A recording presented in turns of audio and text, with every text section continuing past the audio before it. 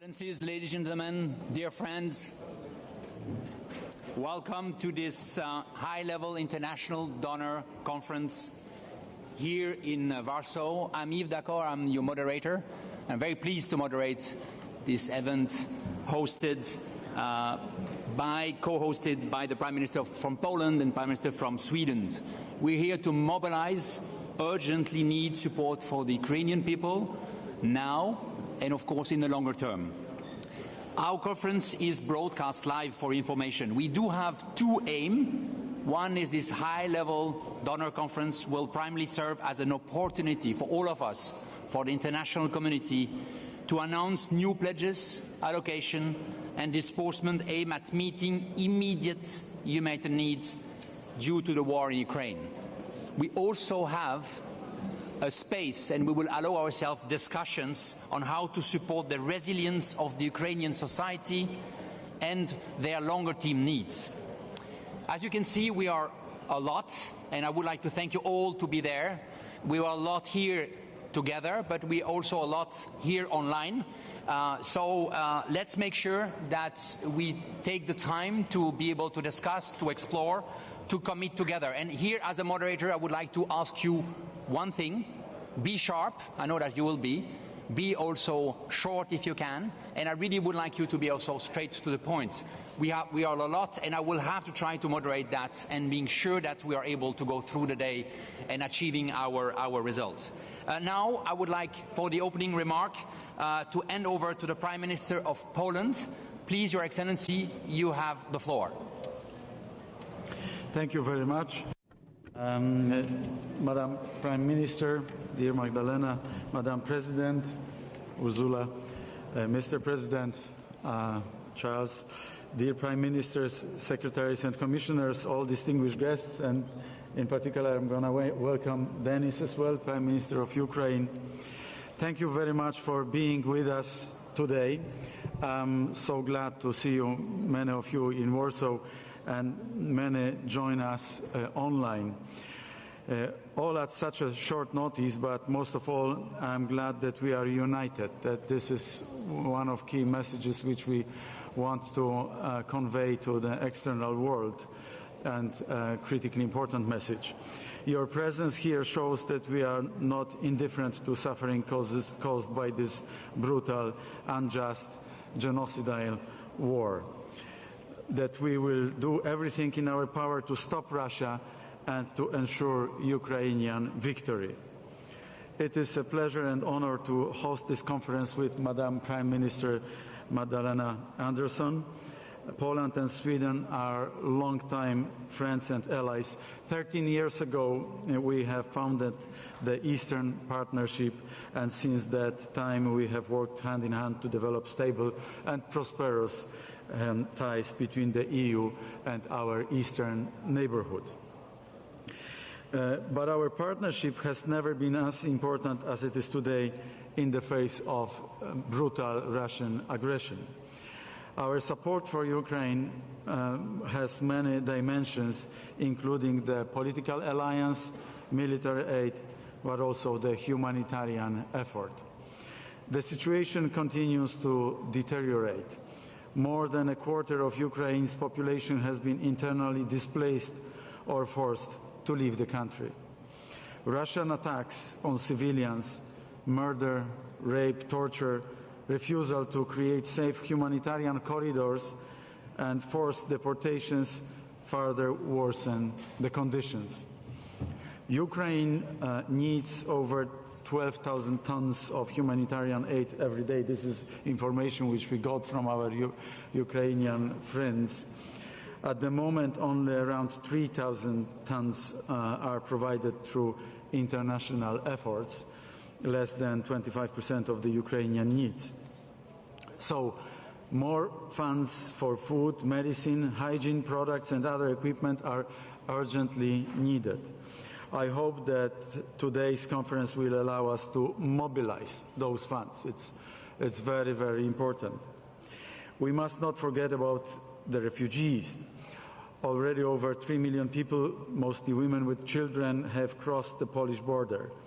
and they meet millions of people that opened their hearts and homes, volunteers, families, firemen, police officers, medical personnel, local and national government institutions, NGOs, and many others. Over 180,000 tons of humanitarian aid has been delivered to Ukraine via Poland. Similar efforts were made from many other countries, especially in Central Europe and amongst Scandinavian countries. I want to thank each and every person that helps Ukraine and Ukrainian refugees. And I want to thank all the governments, institutions, and organizations for organizing support. But the strongest gratitude we owe to Ukraine and Ukrainian people. Dear Ukrainian sisters and brothers, dear President Zelensky, dear Prime Minister Shmyhal, dear Denis, we know very well that today you are not only fighting for your homeland, independence and freedom, but also for ours. We will continue to support you in every possible way, and you will win this war. We will win together. Together we will demonstrate that European values are not empty words, but that they are backed with action. Thank you very much. Thank you everyone for coming here in person, and thank you for all your efforts which you are doing for Ukraine. Thank you. Thank you very much, Prime Minister. I would like now to hand over to the other co-host, Prime Minister of Sweden. Your Excellency, please. Thank you, and Excellencies, ladies and gentlemen, and first of all, thank you very much to my colleague Mateusz Morawiecki for co-hosting this conference and the good cooperation we've had to organize this conference. And we gather here today in solidarity with the people of Ukraine, a people that is suffering enormous injustice and great pain. And I would like to begin with a quote from Ilya, an 11-year-old boy from Odessa. "I was afraid," he told UNICEF. "There were explosions, and I could hear them very well. And at any time, a rocket could hit the house where I live, and everybody would die." And this is just one of many testimonies, but no child should have to go through this. And after Russia's unprovoked and unjustified large-scale aggression against Ukraine, Europe is no longer the same. And the testimonies from Ukraine remind us of the worst moments in European history, atrocities that we thought no one would have to experience again. And dear Prime Minister Shmyhal, let me express my deepest admiration for the courage of the Ukrainian people, and my heart goes to all Ukrainians who are suffering due to this war. We are very grateful that you're here with us today and that President Zelensky will join us virtually. And just as my colleague said, Ukraine will win this war, and we will stand by your side. Today, we manifest our collective solidarity with the people of Ukraine, and I'm pleased to co-host this conference with my colleague. And I'm very happy that together we're able to take this important initiative. And I also want to thank the President of the European Council, Charles Michel, and the President of the European Commission, Ursula von der Leyen, for being here today, but also for their leadership in managing the consequences of this war and for being our partners in this conference. I also would like to acknowledge the key role of the United Nations, represented through the Under-Secretary General for Humanitarian Affairs, Martin Griffiths. And Ukraine is in dire need of humanitarian and financial support, as well as military equipment. And today, at this session, we will focus on the urgent need to mobilize funding for the humanitarian response in Ukraine. And the revised UN appeal amounts to $2.22 billion US. Sweden will today provide an additional $23 million US to support humanitarian actors in Ukraine. In this context, I would also like to express my admiration for our co-host in Poland and the Polish people for their extraordinary solidarity with millions of Ukrainians who have fled their homes, and also the leading role that you have taken in supporting Ukraine in different perspectives. Since the Russian invasion of Ukraine, international partners have worked hard to expand their operations. Much has been achieved, but much work remains, and the humanitarian system needs our continued support. And here the UN plays an essential role in coordinating the humanitarian response. And I would like to pay tribute to all those who tirelessly work to deliver life-saving assistance in very challenging conditions and environment. The war is far from over, but we must prepare for when it is. So we need to look beyond immediate humanitarian support and lay the groundwork for the recovery of Ukraine. Life-saving assistance must be coupled with efforts to safeguard a brighter future for the Ukrainian people, creating a bridge between the urgent humanitarian operations and the long-term solutions for Ukraine. And together with the Ukrainian government, we need to find ways to support and strengthen the resilience of the Ukrainian society. And today will be an opportunity for us to discuss how the international community can help address Ukraine's current economic challenges created by the war and present concrete financing solutions. And while we meet here in solidarity, we cannot forget the fundamental issue. Russia must end its aggression against Ukraine. There is an easy solution. They could just stop the war and go back home. International law must be respected, and we will work to bring the responsible for the Russian crimes in Ukraine to justice. And let me end here where I started, with Ilya from Odessa and the millions of Ukrainians in need of support. With today's conference, we are sending a clear signal that we continue to stand with them. Thank you. Thank you very much, Prime Minister Anderson. And I would like to bring in from Kyiv President Zelensky live. President, please, welcome. We are very happy to receive us here at that conference. President, you have the floor.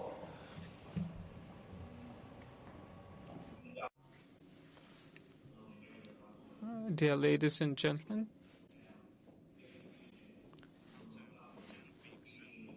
full-scale Russian war against Ukraine.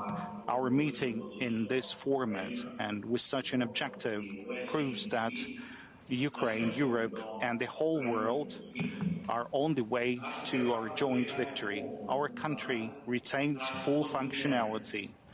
Our continent is united. Millions and millions of people around the world support us so that the tyranny would lose. The armed forces of Ukraine and all of our heroic defenders bravely and firmly defend our freedom on the battlefield. But how this brutal war will end is decided not only on the battlefield. There's also the economy and finance, humanitarian support, and the ability to ensure normal life on liberated territories and rebuilding what was destroyed by the Russian army. Freedom must demonstrate that it protects and provides the people better than tyranny, which for decades has enjoyed a massive flow of money for oil, gas, and other raw material sales. That's how freedom wins. That is why this conference is so important for everyone in Europe, both strategically and tactically. First, we need sufficient financial resources so that Ukrainian men and women would be provided with everything they need while the war continues. The Ukrainian state, as the manager of these funds, will cover all urgent needs, both defensive, social and humanitarian. Second, we are already preparing a large-scale recovery and rebuilding plan for Ukraine after the war, and we need a strategic international support plan for Ukraine that will be a modern analog of the historic Marshall Plan. It is money, technology, professionals, and growth opportunities which are required to return to a safe life modernization and social development. This will be an investment in the stability of the whole of Central and Eastern Europe, so the aggressor would know that he will not break the power of Europe and all free nations. Everything destroyed by the war would be rebuilt. The restoration of Ukraine must now become the same historical example for our time and future as the restoration of European countries after the Second World War. And such free world investments, should they be quick and sufficient, will mean that millions of Ukrainians who have been displaced by the war would be able to return home.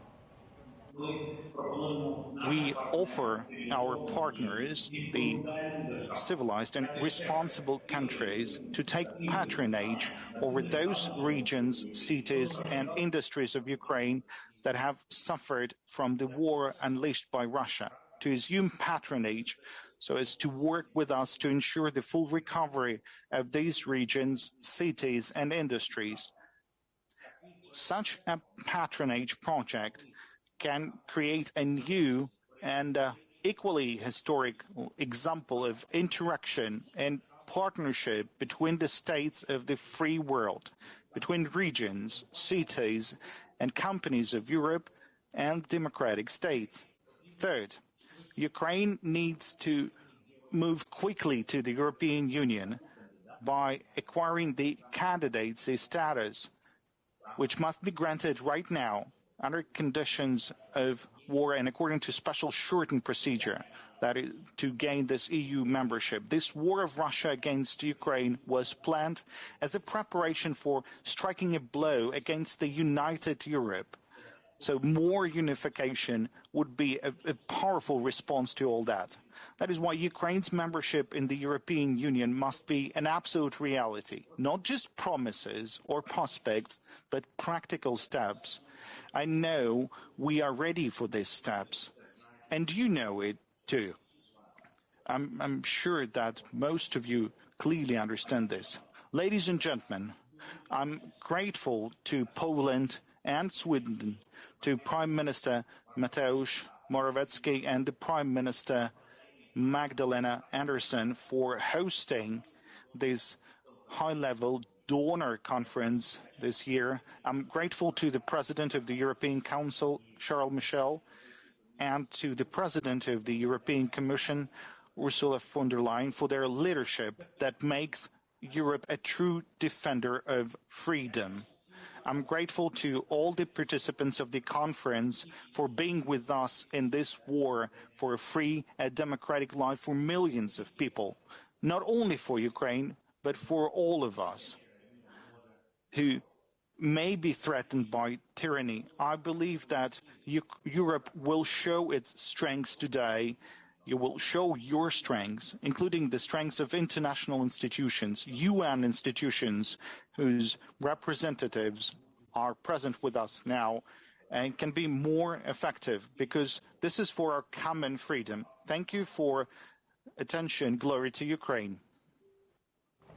Thank you very much, President Zelensky. And I would like to give the floor to the Prime Minister of Ukraine. You have the floor, Your Excellencies. Thank you. The Mr. Prime Minister of Poland, the Mateusz, the Prime Minister of Sweden, the Magdalena, the Mr. President of the European Council, the Madam President of the European Commission, Ursula von der Leyen. Dear colleagues, there is war in Ukraine. Our losses in terms of infrastructure, economy, people are extremely high. We got more than $600 million of direct losses. More than 5 million of Ukrainians are forced to flee their homes and go abroad. More than 12 million of Ukrainians have been displaced. A third of Ukrainian business has stopped. We are now in the European Union, in Poland.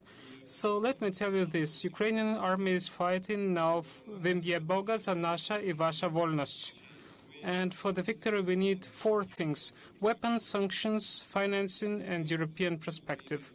weapon to defend Ukraine and all of Europe from the aggressor, sanctions to stop aggressor for further financing the war, funding to support our people and our economy, and Euro integration, because this is the civilizational choice of Ukrainians. Today is the Conference of Donors, so let me speak more about financing.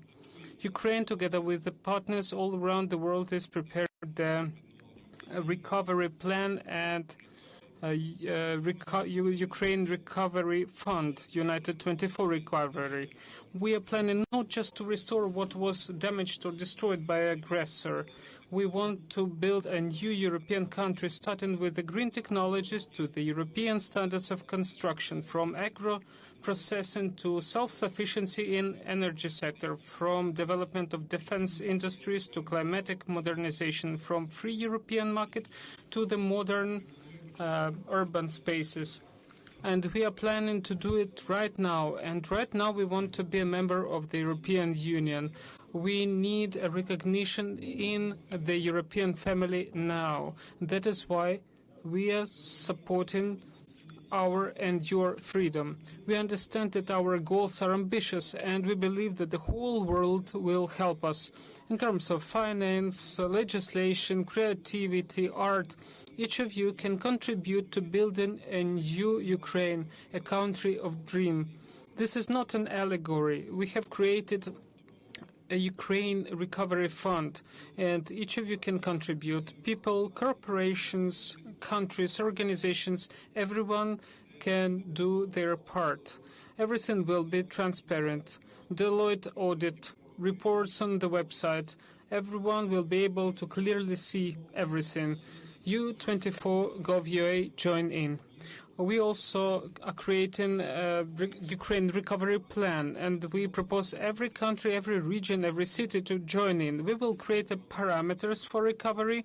We will together decide how the Ukrainian cities should look like and how Ukrainian economy should work, what technologies, what areas will be of priority, how the business should work, what regulations should be used.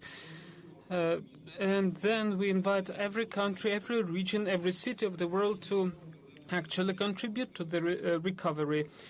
A month ago, the President of Ukraine and me urged European cities to take patronage over the damaged Ukrainian towns. Well, the result has exceeded my expectations.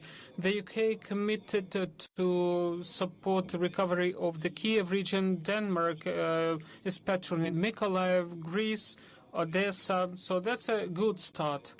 But there are Kharkiv, Sumy, and Chernihiv who still need your help, as well as hundreds of small towns and villages all around Ukraine. And I know that they will receive this help for your freedom and for our freedom. Be brave like Ukraine.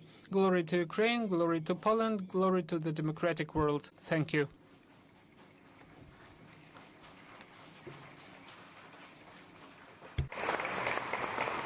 Thank you very much, Prime Minister, and also thank you for being with us in person. And you will be also at the roundtable this afternoon, and that will be so important to discuss, in fact, long-term recovery. I would like now to give the floor to President of the European Council. You have the floor, Your Excellency. Thank you. Dear Prime Minister of Ukraine, dear Mateusz, dear Magdalena, dear Ursula, dear friends, ladies and gentlemen. I would like to thank both Magdalena and Mateusz for organizing this event. Here in Poland, you have built a massive solidarity operation hosting more than 3 million Ukrainian refugees and acting as a hub to support Ukrainians within Ukraine. And Sweden, dear Magdalena, Sweden has always done more than its share in supporting refugees and being a steady friend to Ukraine. I'd like to personally thank you and your citizens for that. Ladies and gentlemen, dear friends, several weeks ago, with President Zelensky, we discussed the idea of a Solidarity Trust Fund to support Ukraine, and at our last European Council meeting in March, we decided to create this Solidarity Fund. And this is a concrete expression of our commitment to Ukraine together with the help and support of external donors. And our solidarity efforts will focus on 3 key areas: humanitarian support, short-term liquidity needs, and reconstruction. And we must act now to address the immediate suffering of the Ukrainian people, both in and outside Ukraine. That's why priority number 1 is to raise money for this humanitarian action. There is another urgent need. This is liquidity.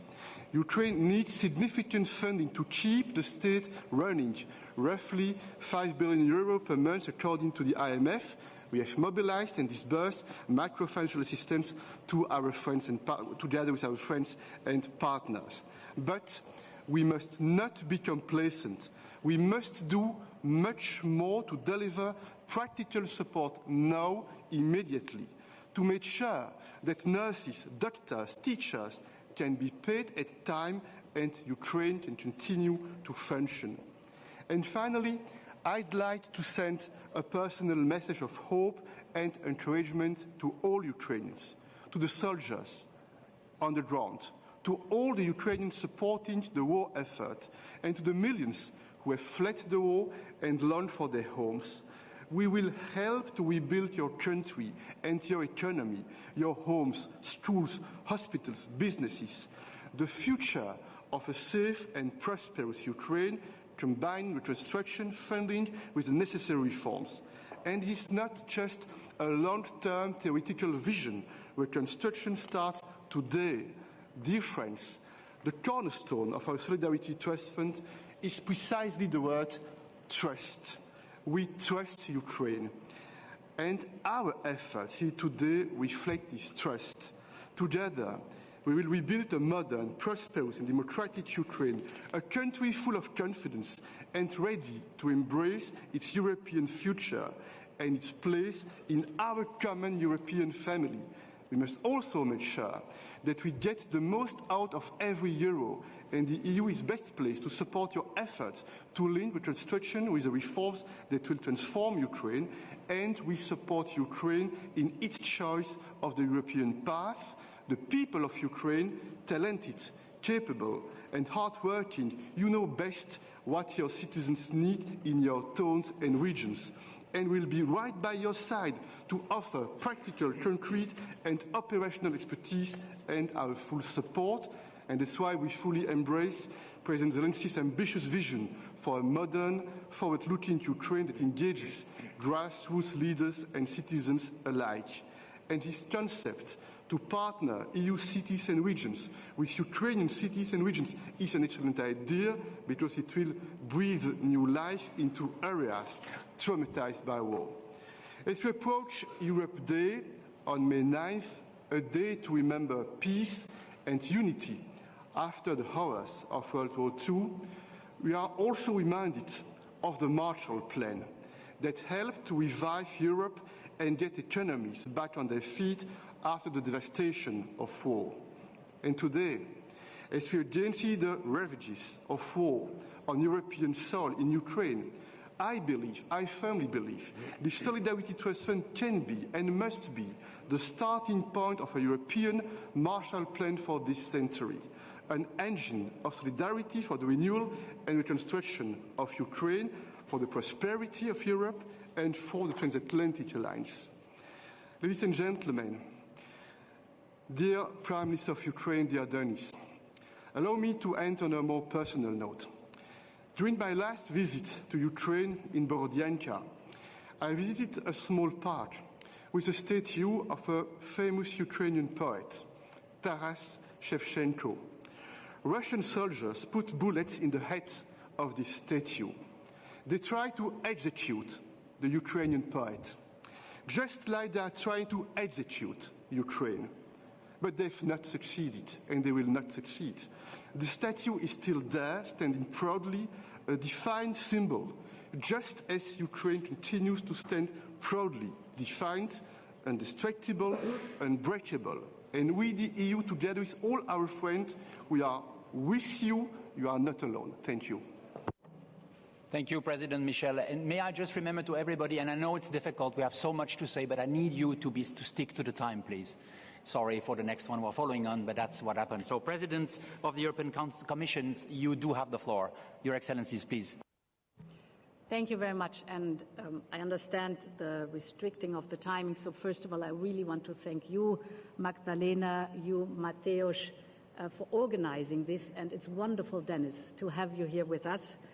I mean, dear fellow leaders, colleagues and ladies and gentlemen, the brutality of Russia's aggression is shocking the world. And I've seen it indeed with my own eyes when I was visiting Kiev, and I went with you, Dennis, to Bucha, to see the mass graves, to see the body bags, to see the scars and wounds in the houses and hospitals that have been shelled, the kindergartens, the schools.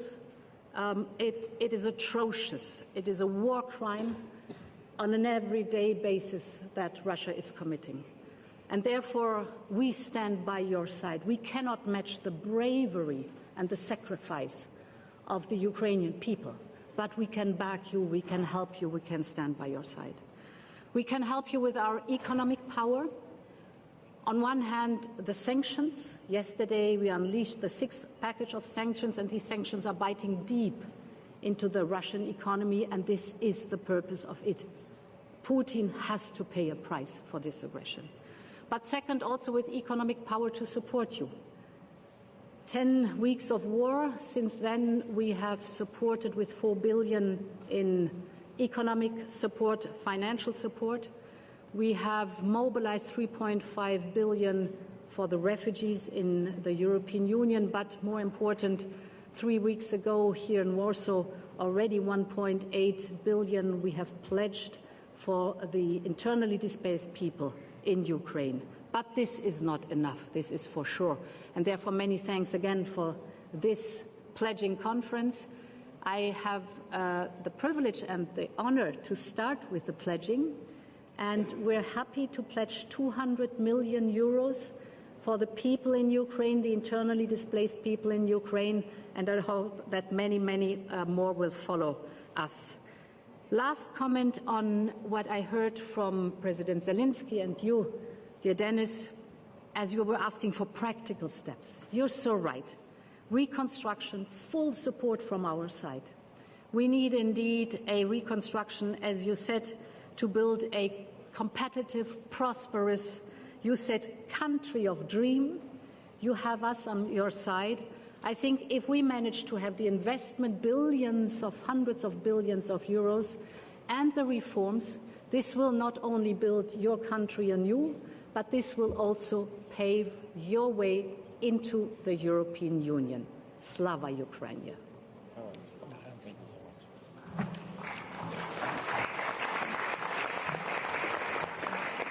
Thank you very much, Mrs. President. I would like now to give the floor to the UNOSG for Humanitarian Affairs and Emergency Coordinator, please. Please, you have the floor.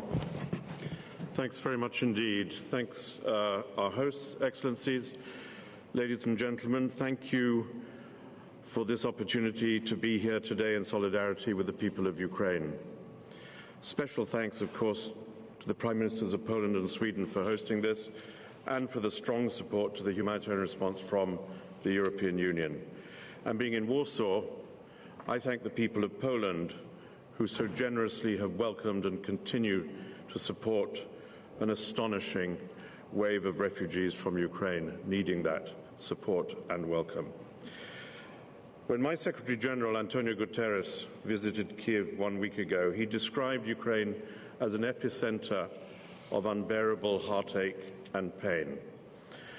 When I myself visited the capital a week before and looked down on those mass graves that we've been hearing about again today in Bucha, I too came away, as anyone would, with an overwhelming feeling of how, in Guterres' words, how absurd the war is, how senseless the suffering is, and how vital it is that all of us, the world, steps up to do everything we can to ease the pain of those people. Just a few days ago, with our friends from the International Committee of the Red Cross, Peter is here with us, together we managed to evacuate over 100 people, but only 100 people, from the Azovstal steel plant in Mariupol in our joint operation, and in agreement with the parties to the conflict. Yesterday, with the same partnership and with the same agreements, we escorted out, I think, over 340 civilians from around different parts of Mariupol. And today, as we speak, a convoy is proceeding to get to Azovstal by tomorrow morning, hopefully to receive those civilians remaining in that bleak hell that they have inhabited for so many weeks and months, and take them back to safety. This elaborate and dangerous operation has taken days and a Herculean effort in coordination, advocacy, agreements, deployment, partnership to achieve. It would have been worth it to save one person, and we're now trying to do it for more, but it's a sobering reminder of the difficulties of operation for the safety and protection of the civilians of Ukraine, how difficult it is even to achieve these results. In Ukraine, the lives of ordinary women, men, and especially children have been torn apart, and we have seen this. The evidence is in front of us. Their homes bombed, families uprooted, often leaving the country, separated, killed, injured, traumatized, and we heard about UNICEF's evidence of that. The war has caused the fastest forced population movement since the Second World War. Here we are in Poland. In witness of it, more than 5.6 million are refugees, and over 7.7 million people are displaced within Ukraine. And many others, often the most vulnerable indeed, have been unable to leave their homes. This includes older people, the infirm, persons with disabilities. Nearly 16 million people need humanitarian aid, according to our latest estimate. About 40% of all the Ukrainians left in the country need and deserve humanitarian aid. This is a suffering on a scale not seen in Europe, certainly for my lifetime. The United Nations and our more than 200 humanitarian partners have scaled up and deployed additional staff across the country. We operate now out of 8 designated hubs outside Kyiv. Martin, can I ask you to conclude, please? To be quick. Yeah, thank you. And we have reached many people from there. We've launched an emergency appeal asking for 2.25 billion, and we hope we will also see some support for that. We're here to stay. We're all here to stay. We're here to attest to the solidarity needed by the people of Ukraine, and I'm very grateful to the organizers of this conference the opportunity to speak. Thanks a lot. Thank you very much, Martin. Thank you. And I would like now to give the floor to the President of the Icrc, the International Committee of the Red Cross. Please. Thanks a lot. Excellencies, ladies and gentlemen. The level of death, destruction and misery of civilians affected by the international armed conflict in Ukraine is abhorrent and unacceptable. I thank the Prime Minister of Poland and Sweden to bring us together today to enhance our response. I am addressing you today as donors, certainly, but first and foremost in your capacity as high contracting parties to the Geneva Conventions on the issues at heart of our mandate, the life-saving impacts of humanitarian action and international humanitarian law. Importantly, international humanitarian law, or jus in bello, is about the ways warfare is conducted. It is solely humanitarian, seeking to limit the suffering caused. Crucially, it is independent from questions about the justification or reason of war or jus ad bellum. The Geneva Conventions and additional protocols identify critical issues where the consensus of the parties is vital to offer a minimum of humanity in conflict, so that civilians and wounded people are protected, so humanitarian aid can reach those in need, so that prisoners of war are treated humanely, so that people do not disappear, so that mortal remains are collected in a dignified manner. The law is also clear on the obligations to respect and ensure respect for international law, including to facilitate the access of humanitarian action. Access is an obligation, not a point of negotiation. The ICRC knows the reaching consensual agreements on how difficult it is to reach consensual agreements on humanitarian issues. We appreciate the agreements that have been made by the parties, for example, in the safe passage arrangements, allowing people to leave areas of hostilities, such recently in Mariupol. Martin has mentioned it. Progress has been too slow and too little. It has led to senseless death and prolonged suffering, but we have seen the potential of agreement to be made, and we implore parties to take expanded efforts to save lives. Today, the generous funding of humanitarian action for people impacted by the conflict is critical, but it is only part of the picture. To meet the needs of the civilian populations, funds must be equitably operationalized. For this, the space for neutral and impartial independent humanitarian action must be protected so that those in most need can be served without discrimination and where people are. Already present for 8 years in Ukraine, the ICRC works with the Ukrainian Red Cross Society and is massively scaling up its response today. Our support in places like Kyiv, Mariupol, Odessa, Donetsk, Luhansk and elsewhere includes emergency assistance such as food, water and essential items.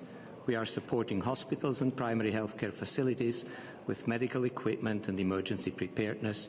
We are working on mitigating the impact of weapons contamination and helping repair damaged water stations and homes. Tens of thousands of local Red Cross and Red Crescent volunteers and staff across Europe are working tirelessly to provide support to those needs. Excellencies, the foundations for reconstruction in Ukraine must be laid today to avoid further humanitarian suffering. Service is vital to the survival of the civilian population. Water, electricity, healthcare must continue. Maintaining these services in the coming weeks and months will avoid the reverberating secondary impacts and mitigate further degradation in the longer term. In this way, frontline humanitarian action is a vital stabilizing factor in a fragmented environment and a building block towards broader peace-building efforts. Those living through the horrors of this conflict need urgent and pragmatic solutions for now and for the future.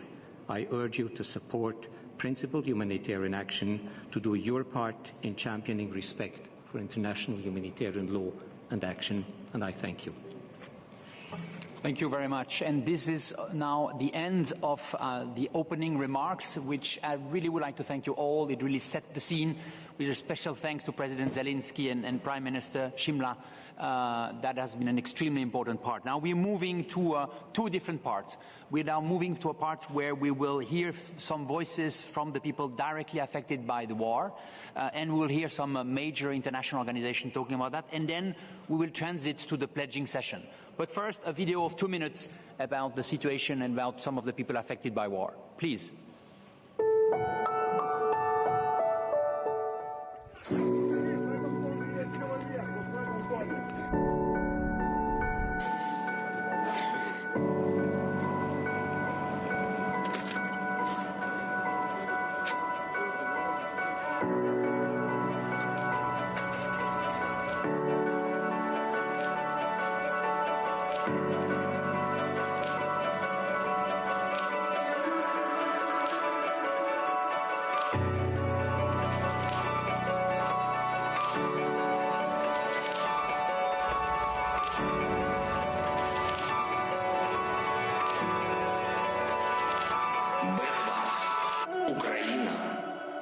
буде самотньою.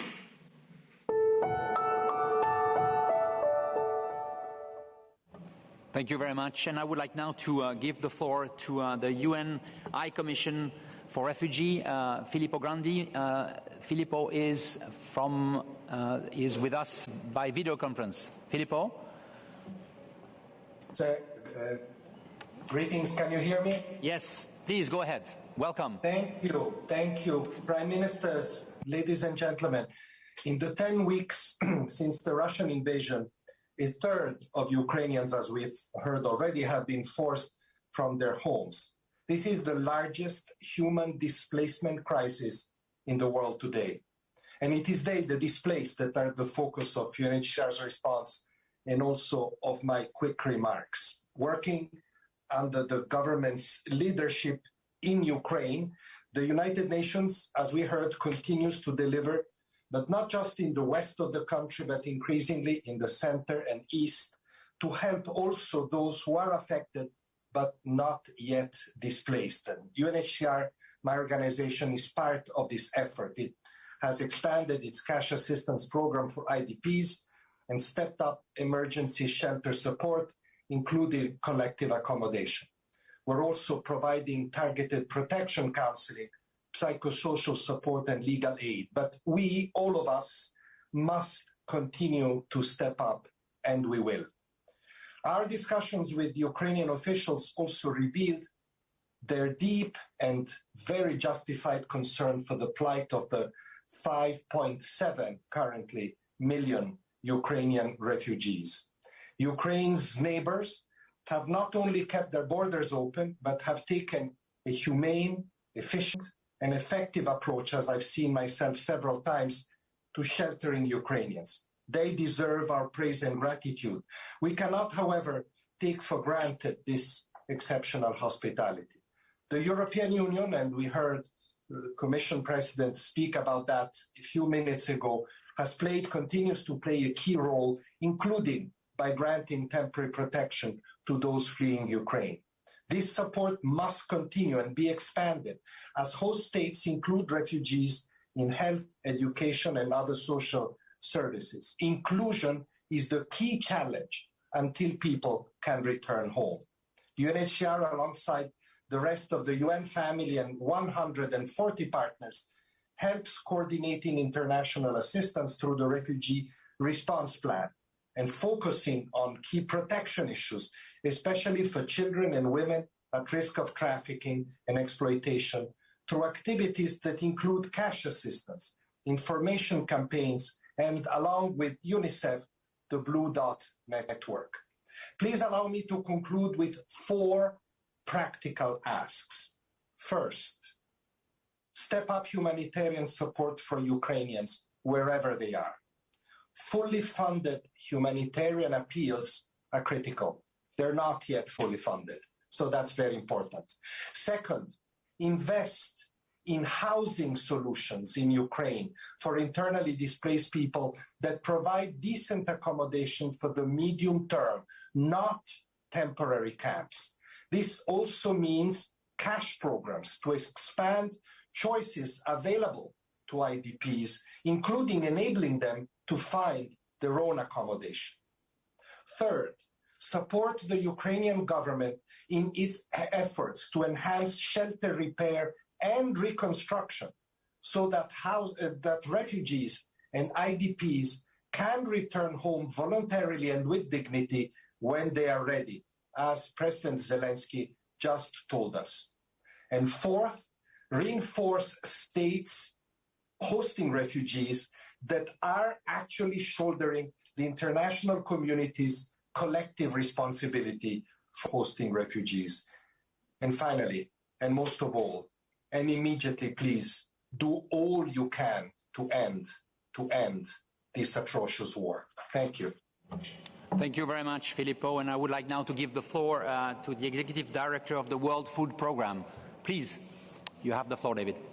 Thank you. Let me thank you, and I'll get right to the point. You've heard the numbers. We're reaching about 3.3 million people inside Ukraine right now. We hope to scale up to about 4 million by the end of this month, 6 million by end of next month, obviously dependent upon 2 things, access and money. What we're trying to do in terms of the hard to reach areas, of course, is bring in-kind support, but where there is some degree of supply chain throughout the rest of Ukraine, we're trying to bring in cash-based transfers to put liquidity into the marketplace to help a very, very serious cash flow problem that they have, as well as we're trying to buy as much as we can locally to stimulate the local economy.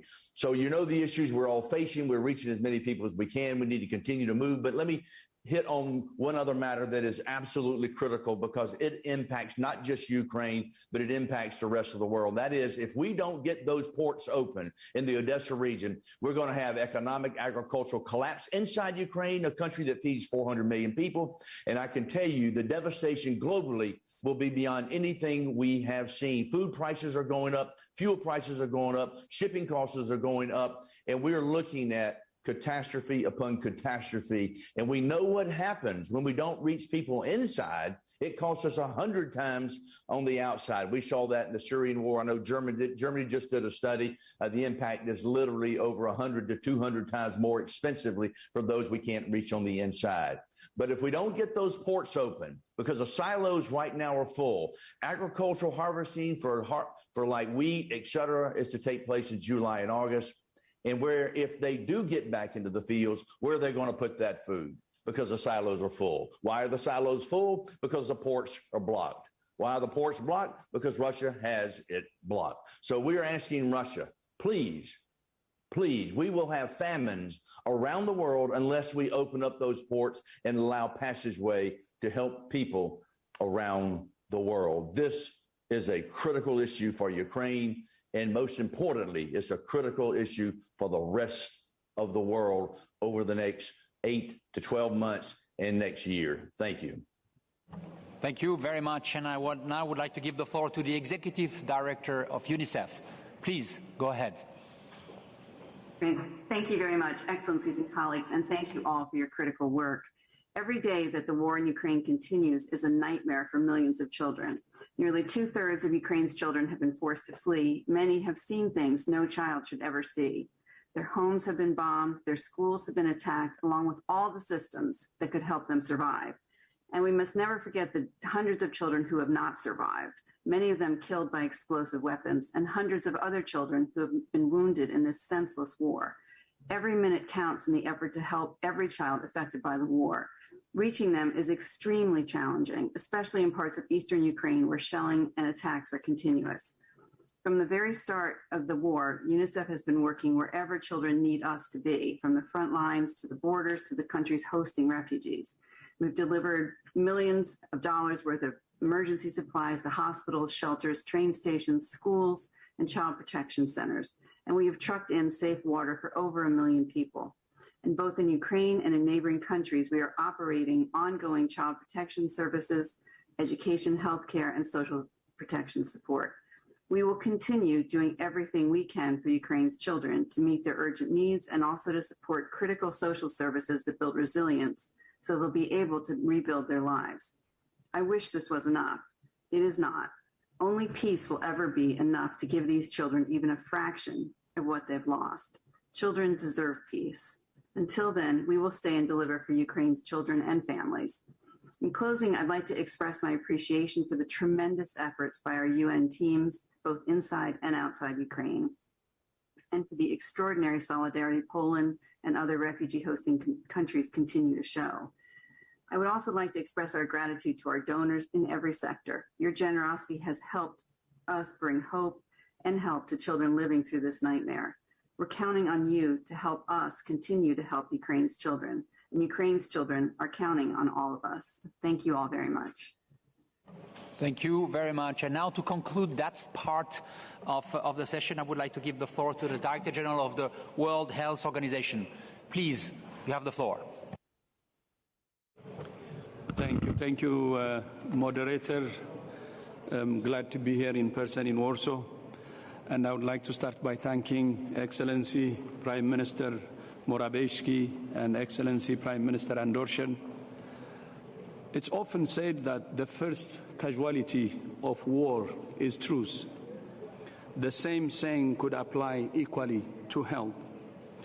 The disruption of health services across Ukraine has been catastrophic, compounded by displacement and the fact that millions of people remain trapped in conflict areas, unable to move.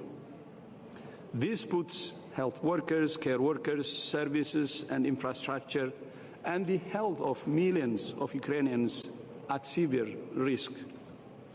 We salute the nurses caring for newborns in hospital basements, ambulance drivers and paramedics rescuing people from bombed buildings, medical teams conducting surgery and delivering babies under fire.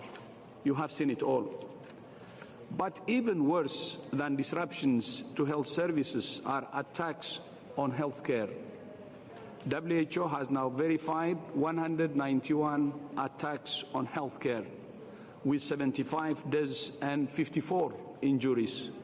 Hospitals, clinics, ambulances, health workers, patients. Let's be clear. Attacks on health are a violation of international humanitarian law. This is utterly unacceptable. WHO has more than 80 staff in Ukraine, supported by hundreds more in neighboring countries and around the world. Prior to the conflict, WHO was working with the Ministry of Health to prepare for the worst-case scenario, prepositioning supplies in hospitals.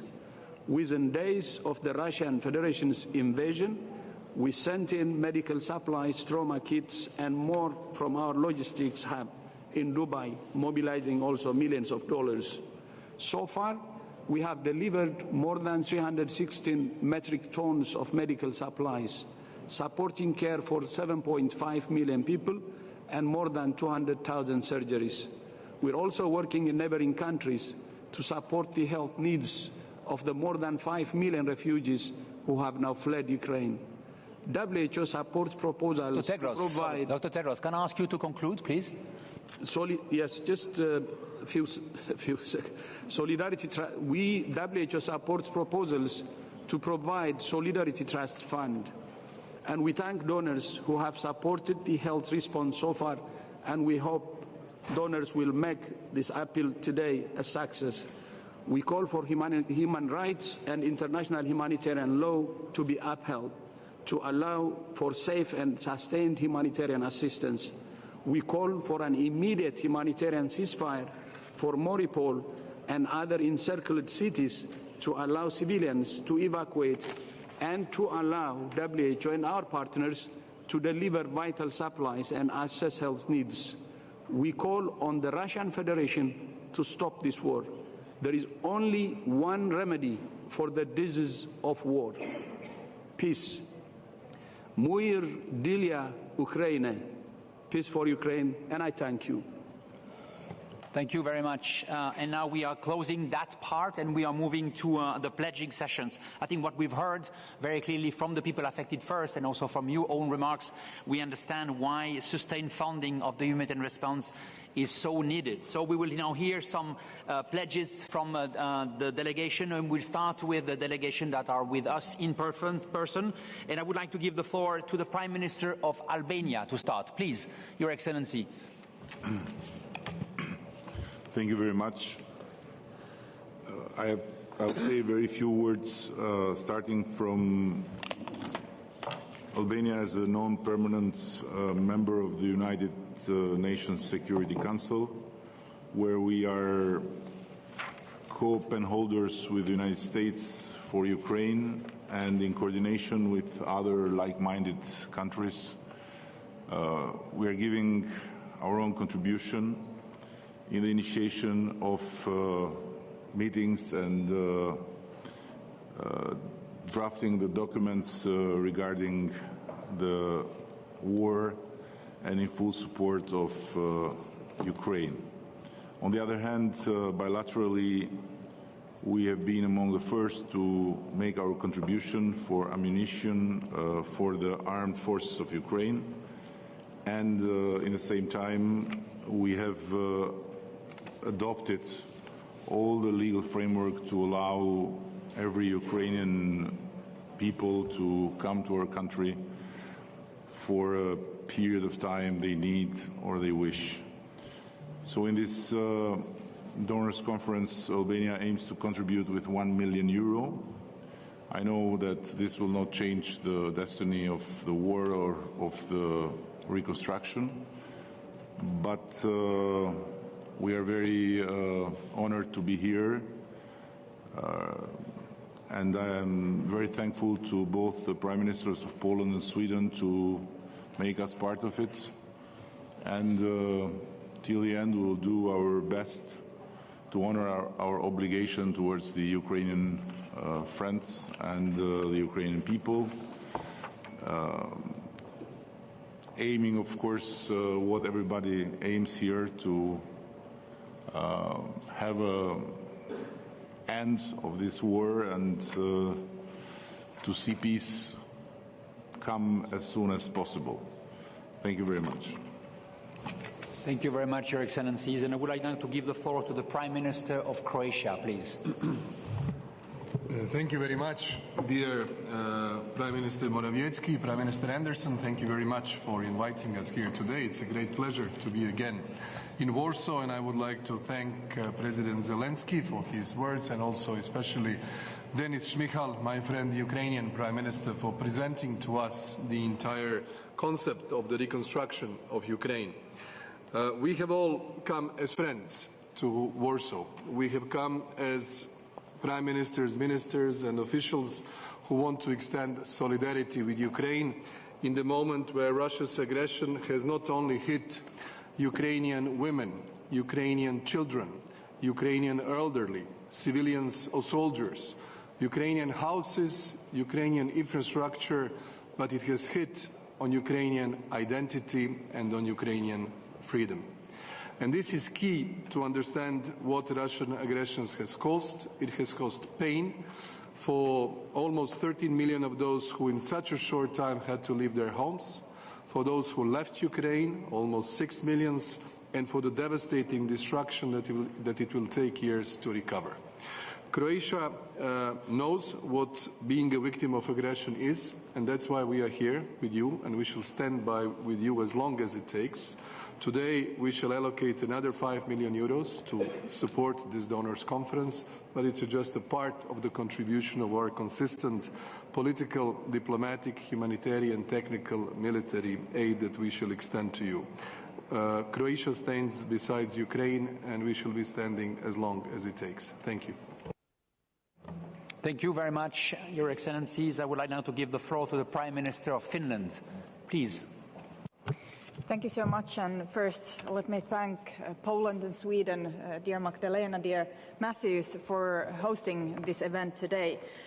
The humanitarian situation in Ukraine is extremely difficult due to Russia's ongoing aggression. It is now crucial to achieve robust ceasefire for the evacuation of civilians and the delivery of aid. We need to help those in the most vulnerable positions: women, girls, and persons with disabilities. As the number of displaced people grows, we are all doing our utmost to protect vulnerable groups from abuse and trafficking. Finland is working with the Ukrainian authorities to transfer a group of disabled persons and unaccompanied minors to Finland. Finland has provided Ukraine with humanitarian and development aid, as well as material and military assistance.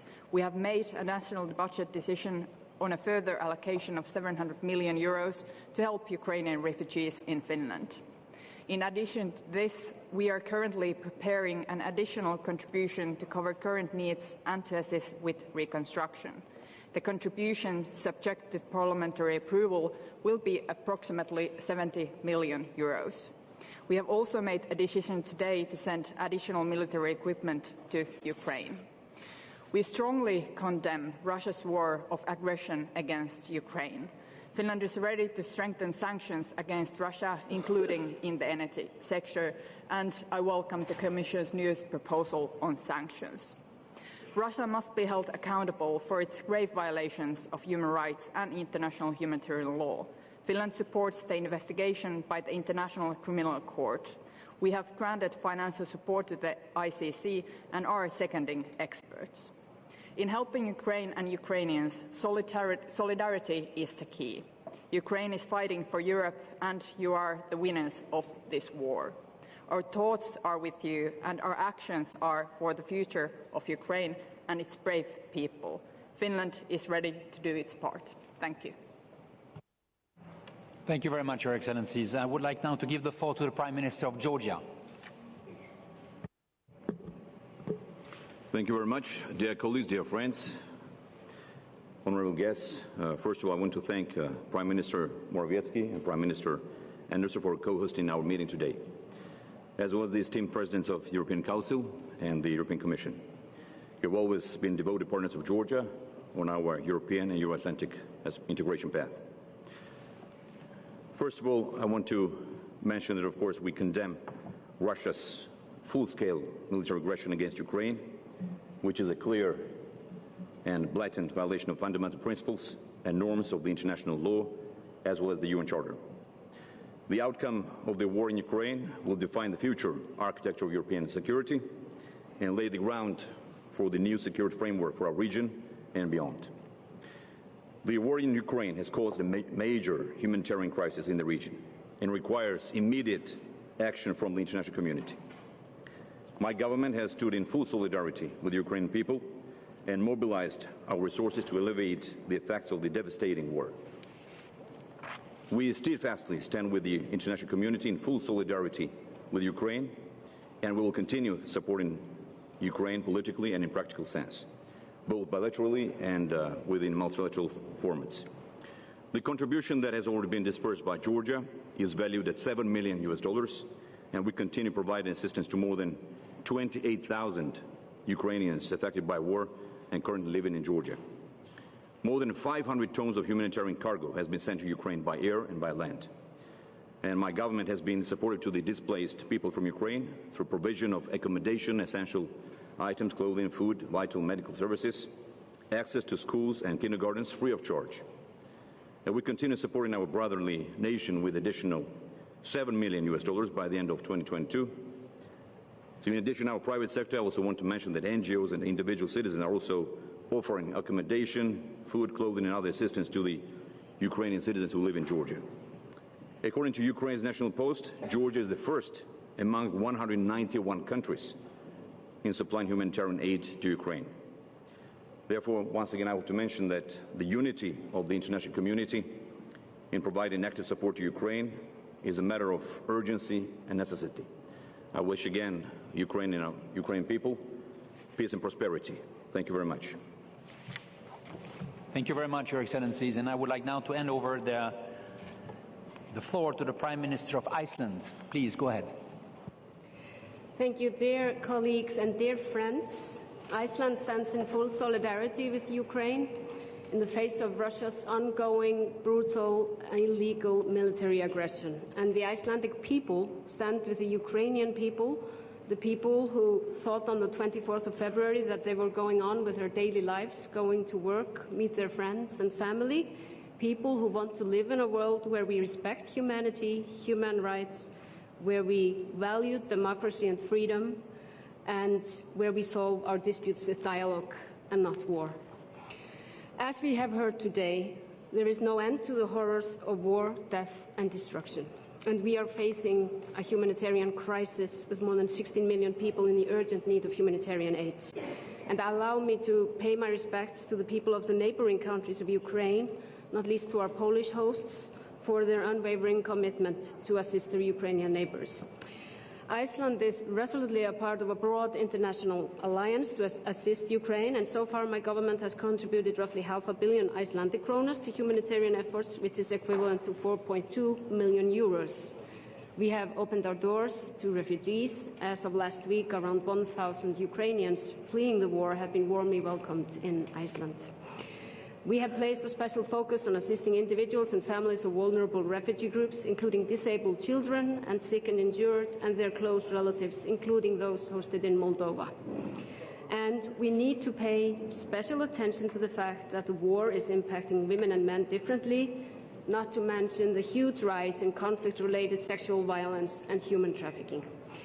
Today, I'm announcing the pledge of additional 425 million Icelandic kronas, the equivalent of 3 million euros, thereby almost doubling the total amount from Iceland allocated to humanitarian and economic aid for Ukraine.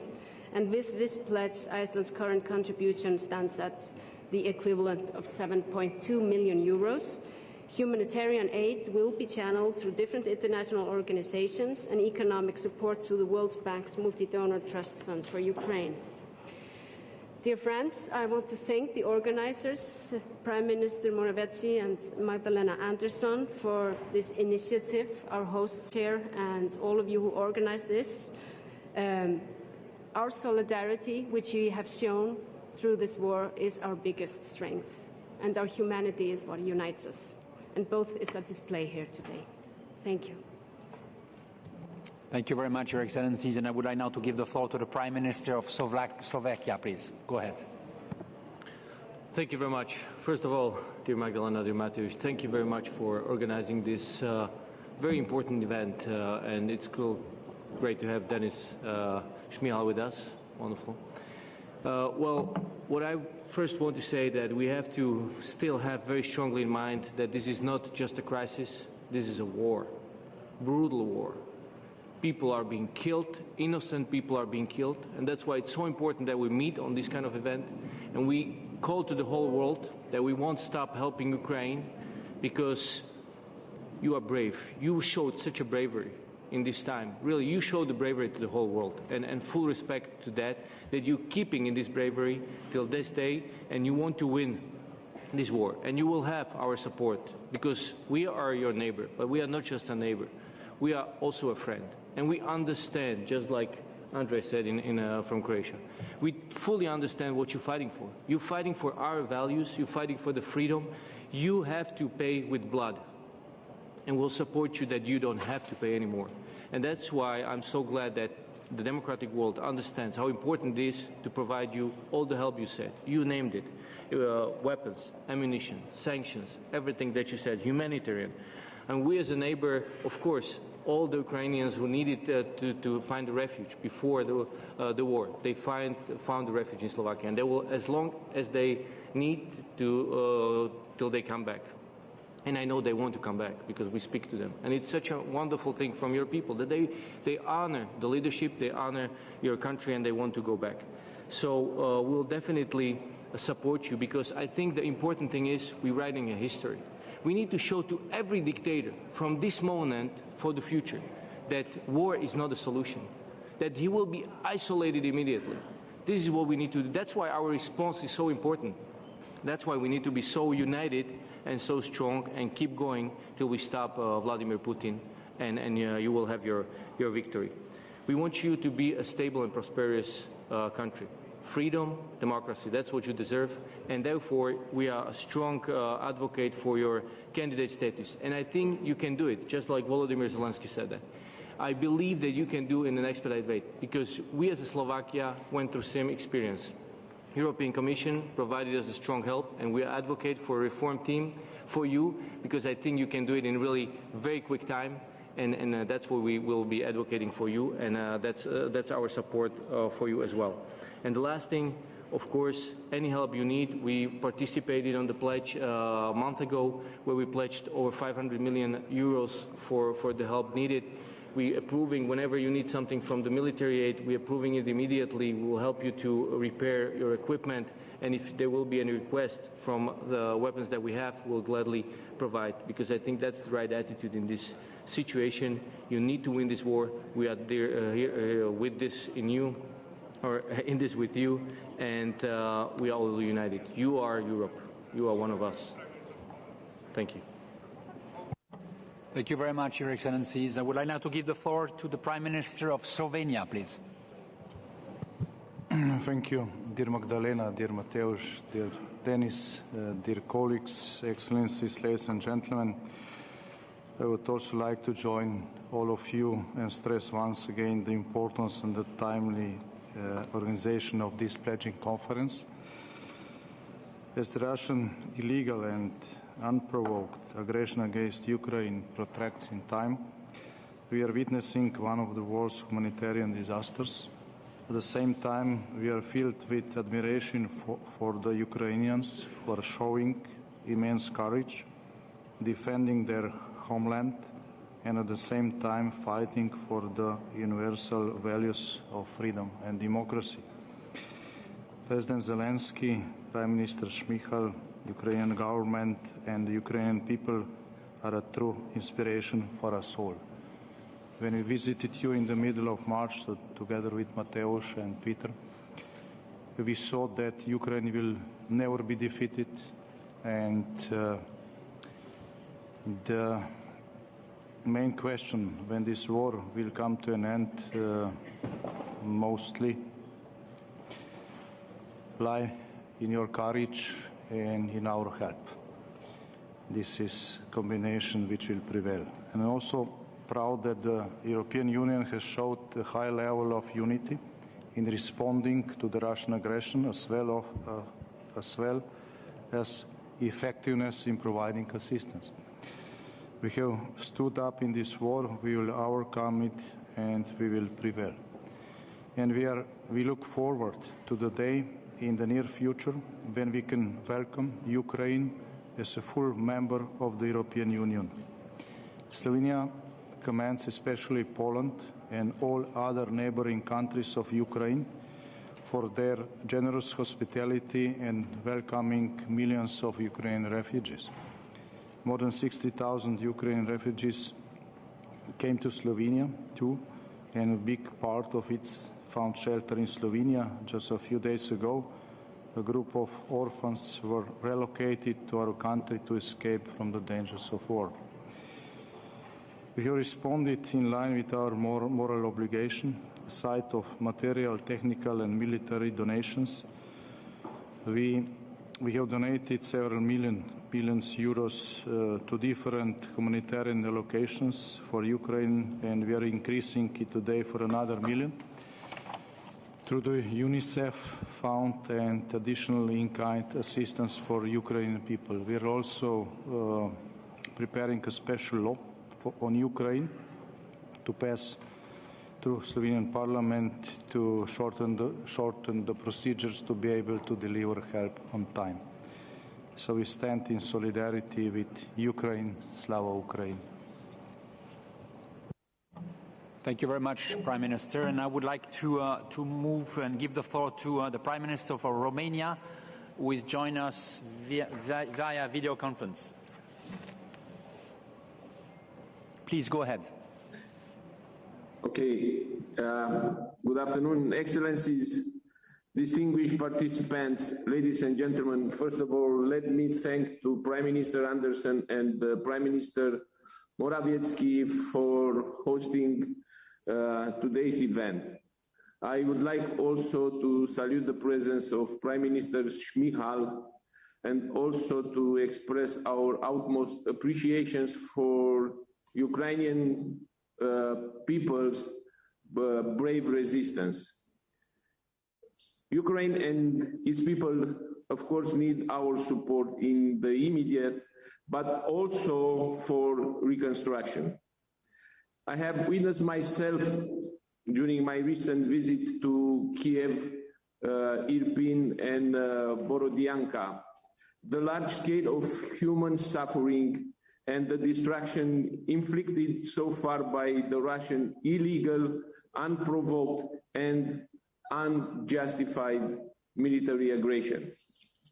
I would like to reassure from the outset of the solid and continued support of the Romanian government, citizens, and civil society for Ukraine. From the beginning of the war to the date, Romania's assistance has been multidimensional. The Romanian government has made several humanitarian donations, which total over 6 million euros. In addition to this, we pledged an additional in-kind offer of 3.2 million euro, representing 1,900 tons of fuel.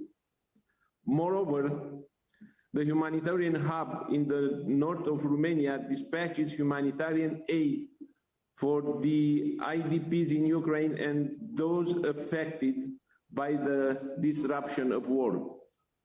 The Romanian government also implements a comprehensive set of measures in support of Ukrainian refugees. These measures involve funds of over 70 million euro in support of the economy of Ukraine. Romania took the initiative of liberalizing transport conditions for Ukrainian exports, especially for agriculture products. These measures allow Ukraine to continue exporting essential agriculture output, thus mitigating the volatility and disruption of international markets while generating much needed income for our Ukrainian neighbors. Romania will continue to stand by Ukraine, including in the reconstruction process.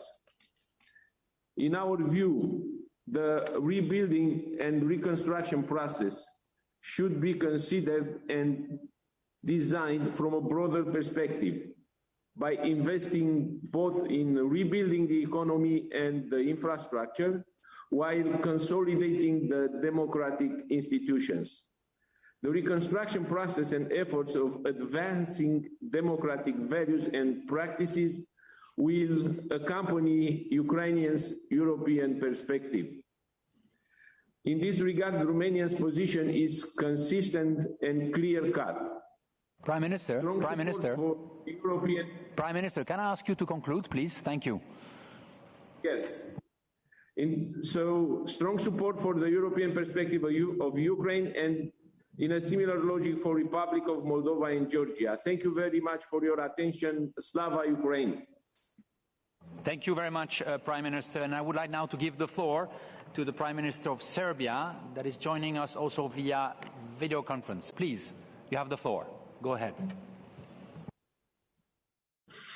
Thank you very much, esteemed Prime Minister Morawiecki, esteemed Prime Minister Andersson, distinguished President of the European Council and President of the European Commission, dear colleagues. I would like to thank you for organizing this high-level international donors conference, giving us the opportunity to express solidarity with the people of Ukraine.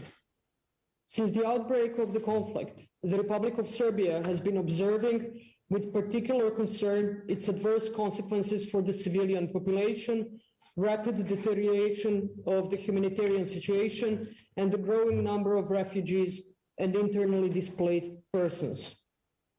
Serbia condemns all attacks on civilian population and civilian objects and any use of force contrary to international humanitarian law. We call for creating conditions for the delivery of humanitarian aid and support all efforts to end the conflict.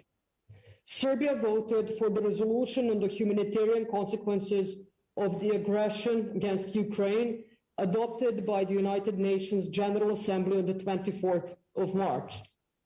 On the 27th of February, the government of Serbia adopted a decision to provide any kind of humanitarian aid to endangered Ukrainian people and activated a temporary protection mechanism for displaced persons coming from Ukraine. This is the first time that such a legal mechanism is employed in our country.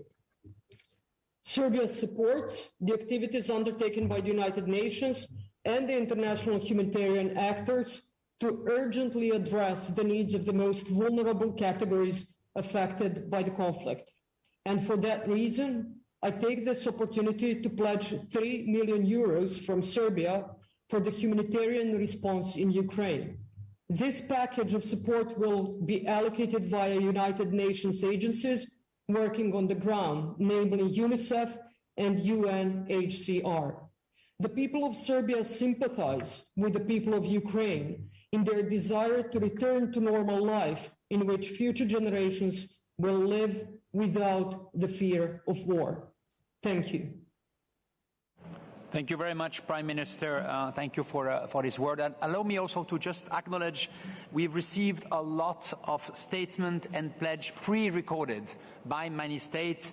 I just want to name the Netherlands, New Zealand, Denmark, Israel, Estonia, Canada, United Kingdom, Luxembourg, Liechtenstein, Malta, Colombia, Norway, Germany, France, Portugal, and the US. And we would have the chance to see them maybe later on when possible.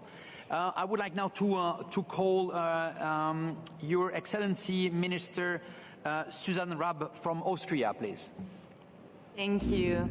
Prime Minister Morawiecki, Prime Minister Andersson, President Michel, President von der Leyen, Prime Minister Šmihal, and dear colleagues. I would like to first thank the governments of Poland and Sweden, as well as the presidents of the European Council and the European Commission for convening today's conference. The 24th of February 2022 was a turning point in the modern European history. The unprovoked and unjustified Russian attack on Ukraine is a blatant breach of international law, and it undermines European security and stability. It has caused unimaginable destruction and suffering of the civilian population we would have hoped to never see in Europe again. This brutal war is sending shockwaves around the world. We are all horrified by the pictures and reports that continue to reach us from Ukraine. And the number of people in need of humanitarian assistance is staggering.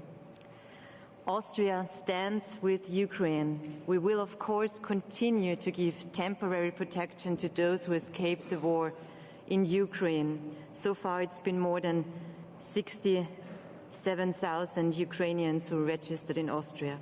And we will continue to provide support on the ground, as it is reported that more than 15 million people in Ukraine are in desperate need of humanitarian aid. Austria has indeed a long-standing tradition of engaging in humanitarian aid in Ukraine and of providing assistance to the civilian population of countries affected by humanitarian crisis.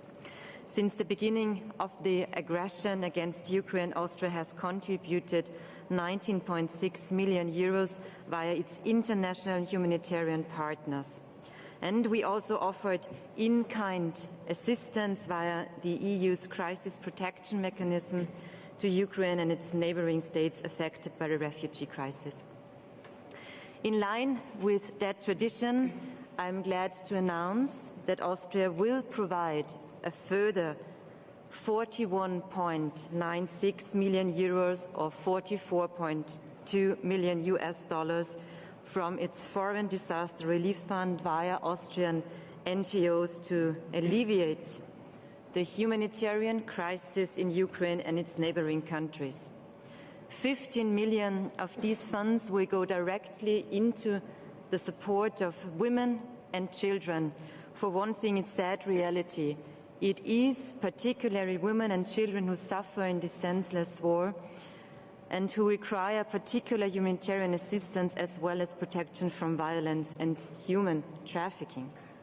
The Austrian government's commitment of 41.96 million euros matches the exact same amount of donations people in Austria have already made in a display of incredible solidarity with Ukraine. In order to provide people in need with basic livelihoods and services, it is imperative that humanitarian organizations have free and unhindered access to people in need and that their safety and security is guaranteed. Let me thank our humanitarian partners for their outstanding efforts under these very difficult circumstances. Thank you very much for your attention. Thank you, Minister. And I would like now to give the floor to His Excellency, the Minister of Foreign Affairs for the Czech Republic. Please, you have the floor. Thank you very much. Dear Prime Minister Šmihal, dear Prime Ministers, Excellencies, ladies and gentlemen, I would like to commend the governments of Poland and Sweden for convening this conference. Together with most of the countries of the world, Czechia has strongly condemned the armed violence and widespread indiscriminate attacks on civilian population and infrastructure in Ukraine. We also condemn the continued violence of international humanitarian law by Russia. It is important publicly to reaffirm our commitment towards the affected population of Ukraine, including internally displaced people and refugees from Ukraine in our region. We have to scale up our humanitarian assistance as well as our advocacy. Since the beginning of the Russian war in Ukraine, Czechia has provided humanitarian assistance worth 22 million euro to the affected population in Ukraine, as well as to refugees from Ukraine, in particular in Moldova. In view of the continued war and growing needs, I would like to confirm a mobilization of additional 18 million euro for the ongoing humanitarian assistance by the Czech government, apart from public and private in-kind and financial donation exceeding 80 million euro already. Czechia is also one of the countries of destination for refugees from Ukraine. More than 300,000 refugees have been granted the temporary protection, most of them being women with children. It consists of 3% of our population. We are a 10 million country. The war in Ukraine and its humanitarian and geopolitical consequences has also set our upcoming EU presidency's priorities under review. And during the Czech presidency, we are ready to initiate a comprehensive stabilization, reconstruction and resilience program for and with Ukraine, with a regional dimension targeting resilience of Moldova and Georgia as well, not least in the areas of energy and cyber security. If the situation allows it, in line with the March European Council conclusions, we would like, as the presidency, to facilitate organization of international donor conference in support of the reconstruction program, which would raise financial contributions, foster long-term investment initiatives, and identify expertise both from public, private, and civil society sectors.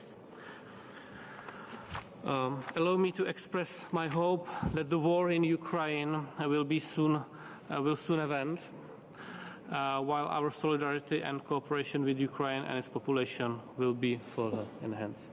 Thank you very much. Thank you very much, Your Excellencies. And I would like now to give the floor to the Minister of Foreign Affairs from Hungary, please.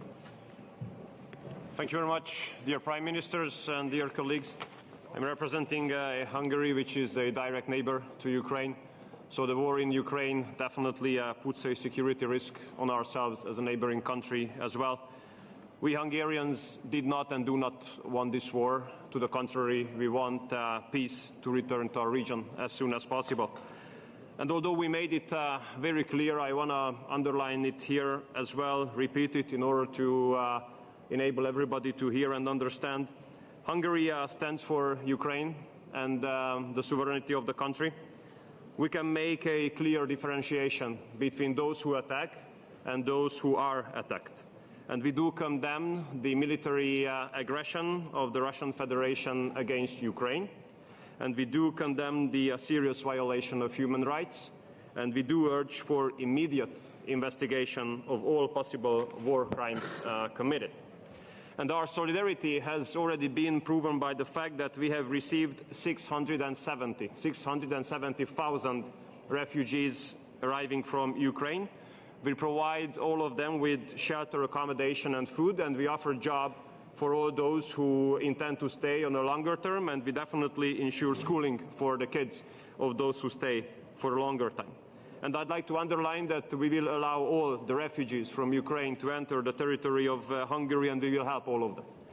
And let me now share with you our set of pledges, which contains 5 elements. First, we are ready to take part in the reconstruction of a school and a hospital in its entirety in the Kiev region. Of course, if the Ukrainian authorities demand for another location, we are ready to adjust ourselves, no question. Second, we understand the growing number of internally displaced persons who escape from the war and arrive to the western part of Ukraine to survive, basically. We are ready to provide them with mobile homes. We are ready to start the deliveries basically anytime you require that. And I would like to mention here the fantastic job, the tremendous job, which is performed by Governor Mikita in Transcarpathia, who makes his best to ensure peace and stability in that region. Third, we are ready to provide 1,000 fully state-financed scholarships for students who had to flee from Ukraine on the Hungarian universities to enable them to continue or to complete their studies. Fourth, we are ready to provide treatment and medical service to wounded Ukrainian troops in the Hungarian hospitals without any kind of limitation on numbers. And fifth, we are ready to provide hospitalization for 130 children from Ukraine in our specialized hospitals. Altogether, this set of pledges of 5 elements have a total amount of 37 million euros. And we hope, dear colleagues, Mr. Prime Minister, that this war comes to its end soon. We are praying for that as well. And we do hope that peace returns to our region. Thank you. Thank you, Your Excellencies, and I would like now to give the floor to the Minister of Foreign Affairs from Latvia, please. Please go ahead. Well, thank you very much, and first of all, thank you for Poland and Sweden for convening this conference. I think that the principle of this conference should be the longer the speech, the greater the pledge, so I'll be as brief as possible. But let me say that Latvia has been a very committed supporter of Ukraine. We have already provided medical, IT support, transportation support. Military aid has exceeded 200 million euros, and definitely we intend to continue. We are planning also to participate in the reconstruction of infrastructure of schools, of kindergartens, of hospitals through our bilateral development assistance. Latvia has already provided 5 million euros through World Bank to help cover budgetary needs, and today I announce our pledge and the plan to double our contribution by 10 million euros for ABRD's Ukraine Emergency Public Service Support Program. We'll continue working with our Ukrainian friends to address the needs as they arise, and we also believe that actually the best help to Ukraine would be granting the candidate status to Ukraine in the next EU summit, and also working to end this war as quickly as possible through the victory of Ukraine. Thank you. Thank you, Your Excellencies. And I would like now to give the floor to the Ambassador for Australia to Ukraine. Please, you have the floor. Thank you. Presidents, Prime Ministers, Excellencies, Australia stands with Ukraine in its fight for survival and condemns Russia's unprovoked, unjust and illegal invasion in the strongest possible terms. Australia is horrified by the scale of this humanitarian disaster and the damage being caused by Russia's war in Ukraine. Over recent weeks, when speaking with colleagues who have returned to Kiev and passed through the formerly peaceful towns of Bucha, Irpin, Borodyanka, they have conveyed to me the unfathomable extent of devastation, particularly in civilian areas and against civilian infrastructure. This is a brutal war, not just against an army, but against a people. We abhor continuing accounts of Russia's indiscriminate attacks on civilians and are extremely concerned by reports that more than 12 million Ukrainians are now displaced internally and across borders, and that over 1 million Ukrainians have been forcibly deported to Russia. Many have faced terrible abuse. And that is why we have pledged so far 65 million Australian dollars towards meeting the urgent humanitarian needs of the Ukrainian people in Ukraine and in neighbouring countries. This is in addition to over $225 million in military assistance to Ukraine and an extensive autonomous sanctions regime. And we will continue to do more. All Australian government funding provided to date has been delivered through trusted humanitarian partners, including the UN and non-governmental organisations. Our partners are now, in turn, delivering on the ground for the people of Ukraine. We are also working in partnership with the United Kingdom to get urgent relief supplies directly into Ukraine, where they're so keenly needed. Donations from the generous Australian public, including through... Ambassador, may I ask you to conclude? Yes, indeed. Donations from the Ukrainian diaspora are supplementing these contributions, and it's clear from these donations and contributions Australians recognise the injustice being perpetrated by Russia. Ukraine needs sustained practical support from us all. Australia welcomes the contributions and assistance of other nations who are working to support Ukraine, and we're pleased to be a key partner in this effort. Slava Ukraini. Thank you, Ambassador. And now let me give you the floor to His Excellency or Her Excellency, the Minister of Foreign Affairs from Lithuania. Please, you have the floor. Thank you very much. Let me extend the appreciation to the governments of Poland and Sweden for hosting this very important and timely event. Personally, me talking about Ukraine is really very emotional because my grandmother was Ukrainian and still have relatives there. So everything what happens there really affects Lithuanian society as well, because I think that many European citizens have their relatives in Ukraine as well as I do.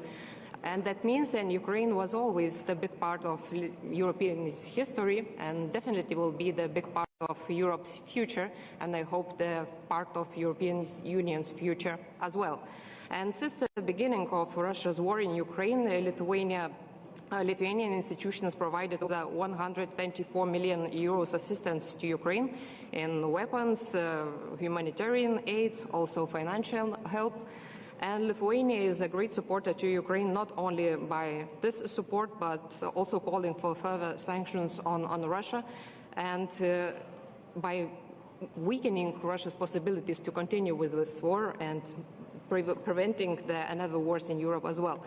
And I think it's really important is to talk also about freeze Russian assets in this appeal, because when we are talking about reconstructing Ukraine, definitely we will need huge amount of funds, and this is a possibility to say that the aggressor must pay for his actions. And talking about the additional help, in Lithuania now there is about 2% of our total population, the refugees from Ukraine, and in the revised budget of the state, 370 million euros is dedicated to the support of these refugees. And also we're continuing our support in the international financial institution support for Ukraine. It was in the World Bank's instrument, multi-donor trust fund, 5 million euros in grants.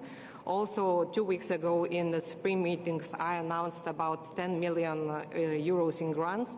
And today I'm happy to announce that we are helping Ukraine in support of for the support for internally displaced persons. We will donate to Ukraine 2 million euros. Thank you. Thank you very much, Your Excellencies. And I would like now to give the floor to the Ambassador for Japan to Ukraine. Please. Thank you very much. And first of all, Prime Minister Shimihari, I'm very pleased to see you again. And let me extend that respect and gratitude to Prime Minister of Poland and Sweden for including Japan in this very important and timely conference. Now, what we've been witnessing is certainly the largest humanitarian crisis and tragedy, of course, for Ukraine first and also Europe. But we started to feel that, now impact of the Russian aggressions started to go beyond Ukraine, Europe, and reaching to East Asia, where Japan is located, and other parts of the world. So this is the reason why we fully understand, believe that Japan should be represented in this conference. So thank you very much for extending your invitations.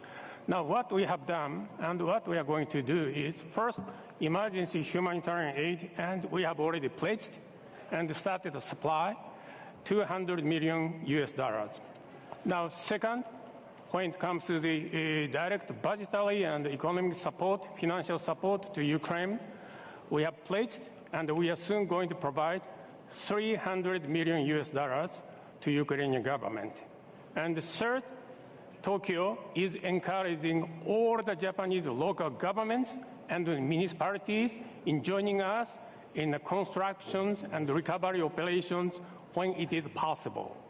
And last but not least, Prime Minister of Japan, Foreign Minister of Japan, personally reaching out to the other governments in Asia to join us in support of the Ukraine, particularly in the form of the financial support, and also joining us in the sanctions against Russia. So, Prime Minister Shimihari, I can assure you that the next time I definitely come to see you in Kyiv. Thank you very much. Thank you very much, Ambassador. And just would like to give you a bit of a perspective about what will happen in the coming minutes. So I would like to ask two more statements, and then I know I'm looking already at our two Prime Ministers hosting to give you a concluding remark. I know that the press and the press conference is an important one that you will have to depart, and then I will ask the other speakers to stay to continue, because I think we want to be able to listen to your statement, just to give you a sense of what is coming to happen in the next 30 minutes.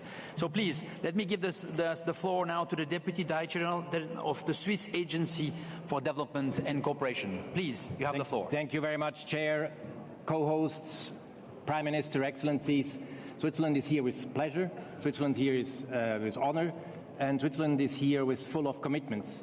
We have three roles that we want to fulfill. One, as a donor, our government increased its humanitarian funding to 80 million. This is beside and in parallel to our development cooperation. We want to continue to be an actor. We opened a couple of weeks ago our bases in Lviv, where we work with the local council, with local organizations, in order to repair infrastructure, to support host families, to support the displaced person.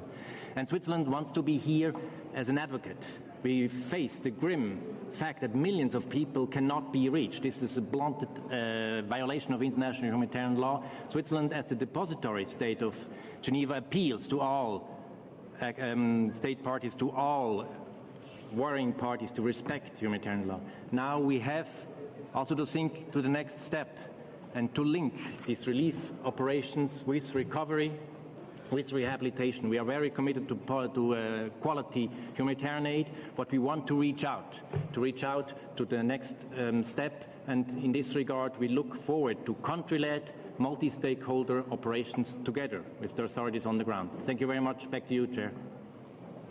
Thank you very much, Ambassador and Director General. I would like now to give the floor to the Minister Kittier from Belgium, joining us by or via video conferences. Please, the floor is yours. Thank you very much. Thank you very much, dear colleagues. More than 2 months after the Russian invasion, the human suffering continues to grow in Ukraine. Wherever the war is, civilian pays the highest price. 24 million of them need our support. We can't look away when fathers need to say goodbye to their children, and mothers fear bombs at the places they could once call home. Belgium strongly condemned the attacks against civilians and civilian infrastructure. International humanitarian law must be respected. We must show all people in Ukraine that we stand by them in solidarity. And I am particularly worried about the children and the women in Ukraine, or those who fled the country. We have to do everything to make sure that they are protected. And I want to thank our partners, UN organizations and the Icrc, for all the work they are doing. The evacuation of more than 100 people from Mariupol this week shows again that their work is truly life-saving. In view of growing needs, I'm happy to announce that Belgium will step up. For the urgent humanitarian and social needs, we will scale up our support to a total of 30 million euros for the people of Ukraine as part of a larger efforts of the Belgian government. This funding will be directed to the most urgent humanitarian needs, as well as the support for social basic services. It comes on top of our flexible funding to humanitarian organizations and aid convoys sent to Ukraine and the neighboring countries. I would like each of us to remember that there is a person behind those huge numbers of people in need. So let's not forget them, let's not fail them, let's not fail the people of Ukraine. Thank you very much. Thank you very much, Your Excellencies. And I see that we still have a bit of time to have a few more statements. I'm watching very carefully the two Prime Ministers. You will let me know. So I would like to give the floor to the President Werner Hoyer of the European Investment Bank. Please, President. Excellencies, let me thank you very much for inviting the EU Bank to this important conference. EIB is here for a free, independent Ukraine. We have been in Ukraine for quite a while, in particular in Greece after 2014, when after the aggression on Crimea, we stopped our business in Russia and redirected funds. We are proud that we managed to rapidly deploy almost 700 million euros to the Ukrainian government for urgent liquidity needs just a few days after the Russian aggression. In addition, we are now providing 4 billion euros for Ukrainians who had to flee their country. That means in the member state of the European Union, but also in other neighboring countries. But our main role does not lie in grant funding or budget support. It lies in concrete investments in support of EU policies in our member states and partner countries. The EIB is there because in addition to humanitarian assistance, there is an urgent need to rebuild critical infrastructure to help Ukraine and its people to remain resilient while they defend themselves and our European values against Russia's aggression. This is where EIB, working in partnership with other IFIs, including our friends at EBRD, and of course with the European Commission, can provide technical experience and financial expertise. Subject to the availability of the EU guarantee, we can immediately accelerate the delivery of up to 1.5 billion euros to address some of the most urgent needs. These are rather visible and symbolic projects like rebuilding of schools, bridges, hospitals, and so forth. I think the EIB is there because the planning phase for countrywide reconstruction should start now, even if full-scale rebuilding can only take place once the war is over. The challenge will be immense, and we should be ready. We stand ready to help Ukraine to develop a comprehensive strategy for financing the reconstruction. We are also well placed to take an important role in the financial management of a solidarity fund under the policy steer of the European Commission if asked to do so. We have rebuilt before, and together with all of you in solidarity with Ukraine, we will build again, rebuild back again, creating the conditions for a better future. Thank you very much. Thank you very much, President. And I would like now to give the floor to a representative of business, and that's very important to have you here around the table. Thank you for that. So I would like to call first the representative of Google, Mr. Matthew John Britton. Please, you have the floor. Thank you, and thank you to our political leaders for bringing us together for this important moment. I'm Matt Britton. I run Google in Europe, the Middle East and Africa. And from Google, 1,000 of us in Poland, tens of thousands across Europe and all around the world, we stand with you, the people of Ukraine. We'll continue to play our part, and I think the last 2 years have shown us when governments, companies and communities come together, we can confront crises at our best. From our side, we have, across the world, donated 35 million to in-kind and humanitarian support to aid relief efforts for the people in Ukraine already, as well as for those fleeing the war. That includes 10 million to Poland, organisations working with temporarily displaced people, a city which has become such a symbol of safety and solidarity in this crisis. And yesterday we announced a 1.5 million grant to our colleagues at International Rescue Committee to expand critical information support to United for Ukraine, which is an information portal for civil society effort to help people find information on housing, legal aid and psychological support. And today we pledge a further $10 million in cash, grants and in-kind humanitarian support for people in Ukraine, bringing our total commitment from Google and from our employees directly to $45 million. And from the start of the war, we've also focused on information and cyber security. We know that people turn to us for information, and accurate and timely information in a time of war can be the difference between life and death. So we work round the clock since all this began to make our tools and technology as helpful as possible to those in need. Rapid air alerts to people with Android mobile phones in Ukraine, or shelter and humanitarian aid points for those fleeing, and also protecting I need you to conclude, please. I need you to conclude. So we're shielding 180 Ukrainian sites, government and other information sites against those things. And our CEO, when visiting Warsaw recently, also pledged a further 10 million to fight misinformation in the region. So we pledged an additional 10 million today, bringing us to $45 million in total, with a further 10 million for fighting misinformation. We stand here to work with all of you, political leaders, NGOs and communities, and the people of Ukraine. Thank you very much. And I would like to give the floor to the representative for AstraZeneca, Mr. Hans Siebesma. Please. Thank you very much. On behalf of my company, AstraZeneca, I would like to thank the Prime Ministers of Poland and Prime Minister of Sweden for hosting this event and for inviting us to this important conference. It's an honor for us to be here. In this humanitarian crisis, we are deeply impressed by the efforts of the Polish government as well as the Polish community to support the people of Ukraine. We have ourselves as our company 200 Ukrainian employees, many of whom are now being hosted here in Poland and are benefiting from this support. AstraZeneca is very committed to response efforts. We have given already 7 million in humanitarian support to date, including donations to the Red Cross as well as medicines donations. In line with our purpose as a healthcare company, we're also doing everything possible to ensure that patients can continue to access our essential and life-saving medicines. Our priorities go with our employees, the patients, refugees, and of course, all those who are impacted by this tragic and devastating war. Our efforts do not stop here. On behalf of AstraZeneca, I'm pleased and proud to confirm our response to the call to action and to pledge to donate today an additional $3 million in humanitarian support, raising our total contribution to over $10 million. We strongly believe that it's our responsibility to continue to contribute to the humanitarian relief efforts and to support the people of Ukraine. Thank you very much. It's an honor for us to be here. Thank you very much. And the last representative of the business sector, Boston Consulting Group, the chairman of the board, Mr. Huten Klapinski. Please, you have the floor. Thank you for inviting me to this important conference. the Boston Consulting Group tries to help in the best way we can through pro bono projects or donations. We do 5 things. Firstly, we develop the app to find a shelter where there is 10,000 already matches. It's a peer-to-peer app functioning very successful, and we are developing this further in Poland but also in other markets.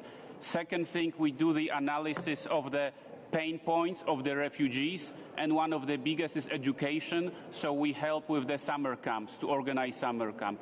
3, we organize donations among our consultants. We collected 1.5 million euro through just donations. Next one, we organize forums for the CEO of largest firms globally to drive awareness.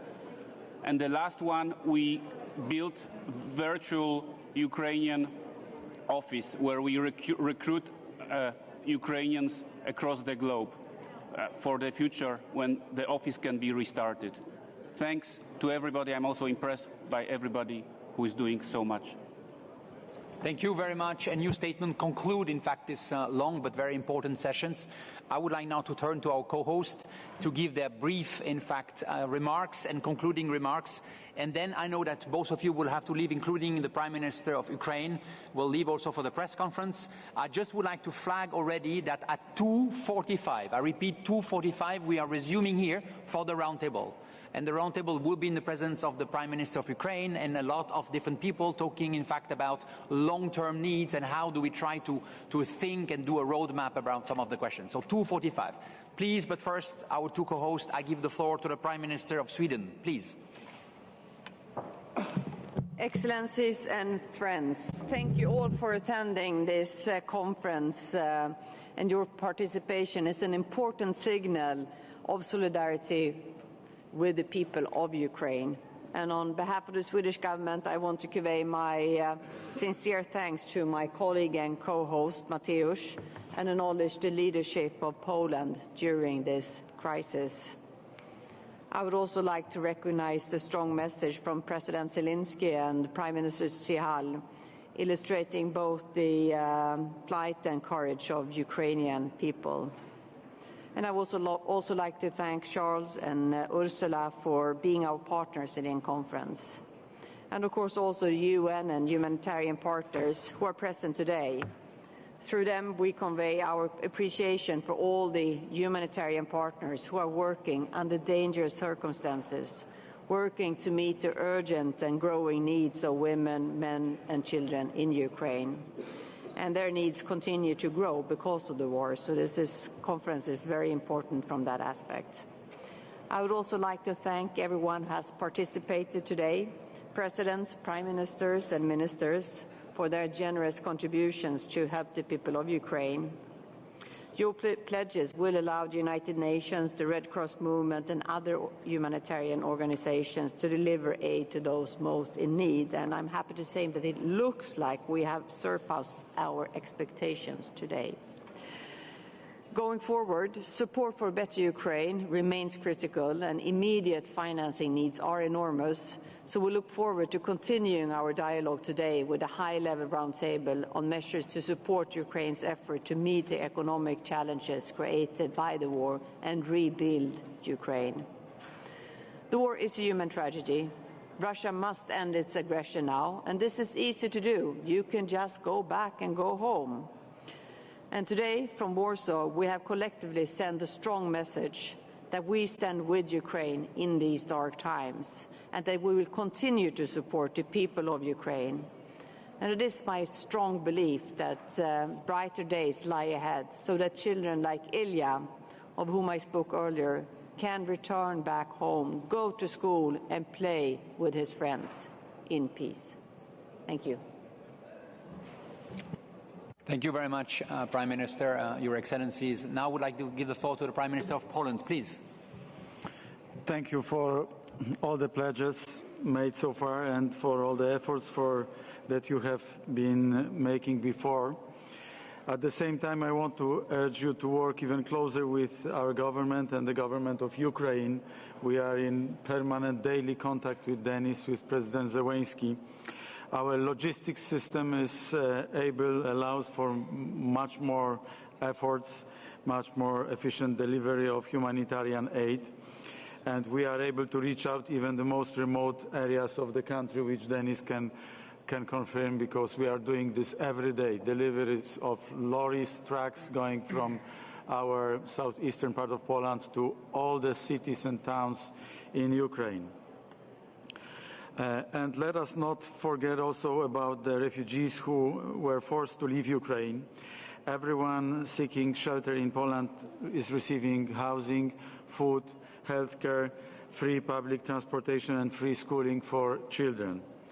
We refused to create permanent refugee camps, opting for full integration of refugees with our society, at least at this juncture, as long as they want to be with us. And of course, we all hope for them to be able to go back to Ukraine as soon as possible. This is a more costly approach, but much more sustainable and much more humane. With enormous help of millions of Polish families, we are able to create a welcoming and open environment, allowing all the refugees to find their second home in our country. Today, I can declare that Poland will continue the support for Ukrainian refugees with no less than equivalent of additional 3.4 billion euro till the end of this year. The money will be spent on subsidizing accommodation, family support programs, free public transports and other means of support. On top of that, we will continue to provide free education, healthcare and other public services, language courses, access to our labor market and many others. In addition to our efforts at home, I'm glad to announce that Poland will deliver additional 100 million euro of humanitarian aid to Ukraine, food, medicine, hygiene products, housing units. These are these container type of towns which we already have built, several of those in Ukraine, and other equipment. While this conference is focused on the humanitarian aid, I don't want to omit the level of military support that Poland has been providing, worth over 1.6 billion euro only until today. This support will also continue and increase in every necessary and possible way. Last but not least, I want to underline that we all must increase pressure on Russia. Sanctions have to be severe. Poland will become fully independent from Russian gas and oil very soon. We have been already cut off Russian gas, as you probably might have heard 1 week ago or 2 weeks ago, because we didn't want to agree on paying in rubles. I call on all the European governments to follow, and I'm glad to see many of our government's proposals reflected in the sixth package of sanctions. Full embargo on Russian gas and oil are needed, with secondary sanctions that prevent from circumventing the ban. And we must ensure a full and permanent confiscation of Russian assets and federal reserves. This cannot be a taboo any longer. Full confiscation of Russian assets, Russian oligarchs and Russian Federation. And this has to be dedicated for the recovery of Ukraine, reconstruction of Ukraine. Later today we will be discussing the reconstruction of Ukraine. It is Russia that started this war, and Russia has to pay for its consequences. This requires bold political decisions. This requires courage and statesmanship. I strongly believe that we are capable of doing this. The time is now. Thank you for all the pledges. I have just received the final number, and I'm very glad to announce that all of us managed to mobilize $6.5 billion. These are pledges which were put, and thank you, also in all the videos which are available. Let us make sure that these funds reach Ukrainian people as quickly, as efficiently as possible. Today has shown that our support for Ukraine continues, and that here is no selfishness among us.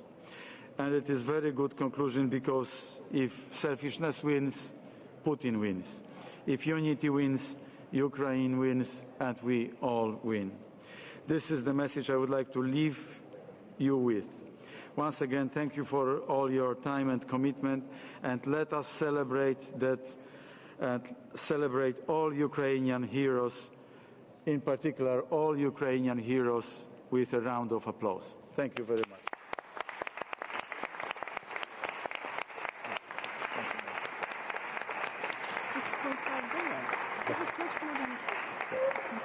Thank you very much. Thank you very much. And thank you also for hosting, in fact, this conference and for your generosity here.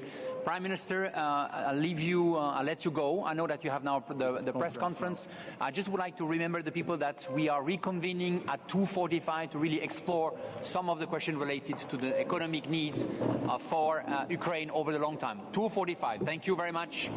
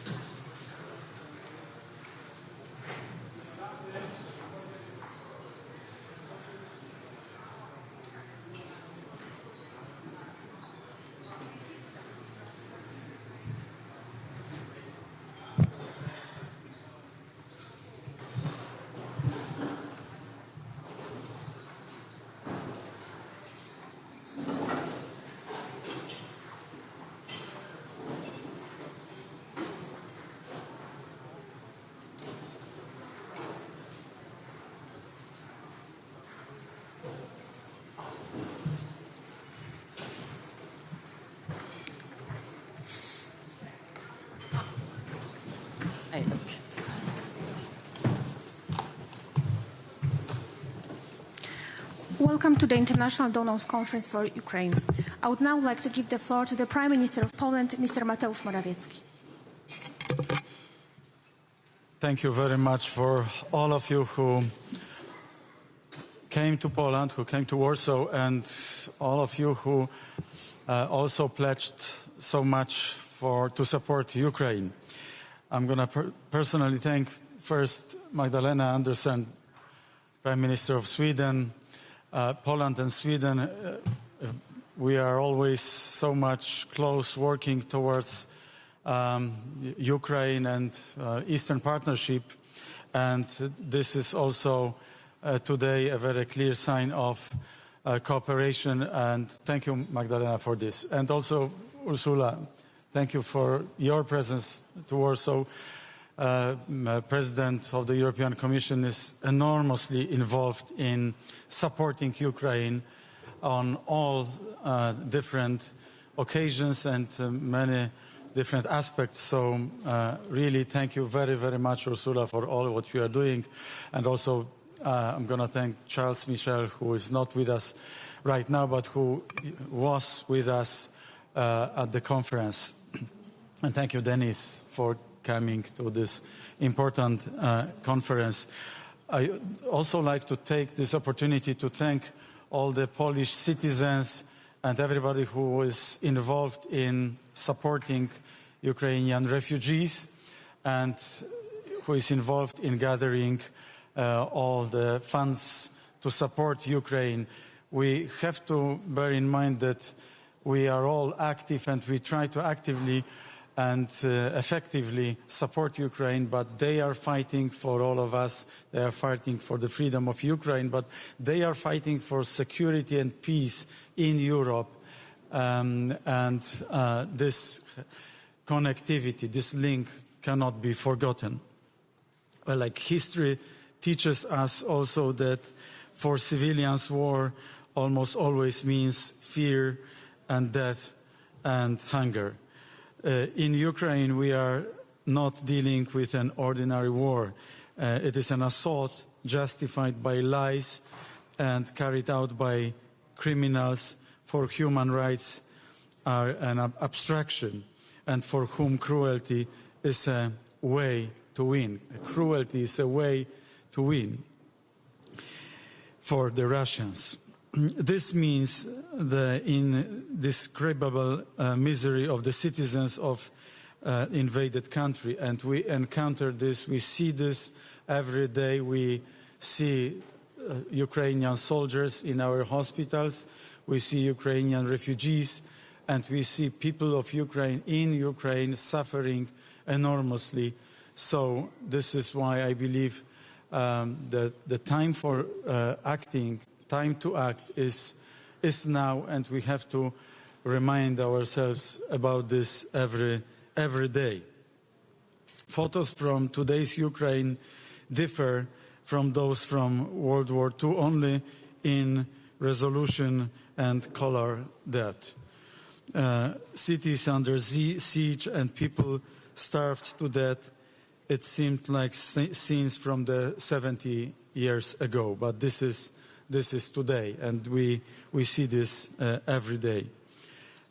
Unimaginable losses, numbers of hospitals, schools, kindergarten, housing estates. We see this every day, but we cannot get used to those pictures. We have to be decisive enough and patient enough to support Ukraine in everything what Ukrainian people are doing to defend their freedom, their sovereignty, and their territorial integrity. On this conference, we were able to gather more than 6 billion euro, and this money will be dispatched, will be distributed to support Ukraine and all those who support Ukraine, because we know how painfully and how costly it is for the Ukrainian nation. When Russia brings death, the countries of the free world have to bring aid. And I think this conference here in Warsaw showed enormous amount of solidarity amongst all of us to provide hope for Ukraine, to provide future for Ukraine, because we were discussing not only the here and now kind of hope, but also the future of a sovereign and free Ukraine. Ukraine, which also should be given as quickly as possible a candidate status to the European Union. I know how important this is for Ukrainian people to maintain their fighting spirit, their morale. It is extremely important. We must act with the perspective of a long-distance runner. Finally, today we are faced with the question of what can we do for Ukrainians to survive? How can we help Ukraine to stand on its own feet? And a special obligation rests with those EU countries that have built energy dependence on Russia for years and sold weapons to it. I won't mention any particular member state. I know that the situation of countries differs from one to another, but the unity is extremely important today. And once more, let me thank the European Commission and Ursula for your involvement to maintain this unity and to make as much of a progress as possible in yet another package of sanctions, because this is what we have to do. We have to decisively reply to all the atrocities of war, to contribute to stop this war as quickly as possible. Today, Ukraine is a pillar of our world, and we all owe it a debt of gratitude. We have to start paying it back immediately. We have to be in solidarity, because there is no freedom without solidarity. Thank you. Thank you, Prime Minister. Now I would like to give the floor to the Prime Minister of the Kingdom of Sweden, Madame Magdalena Andersson. Thank you very much, and thank you, Mateusz, for co-hosting this conference together with Sweden, and also thank you, Dennis and Ursula, for being here with us today.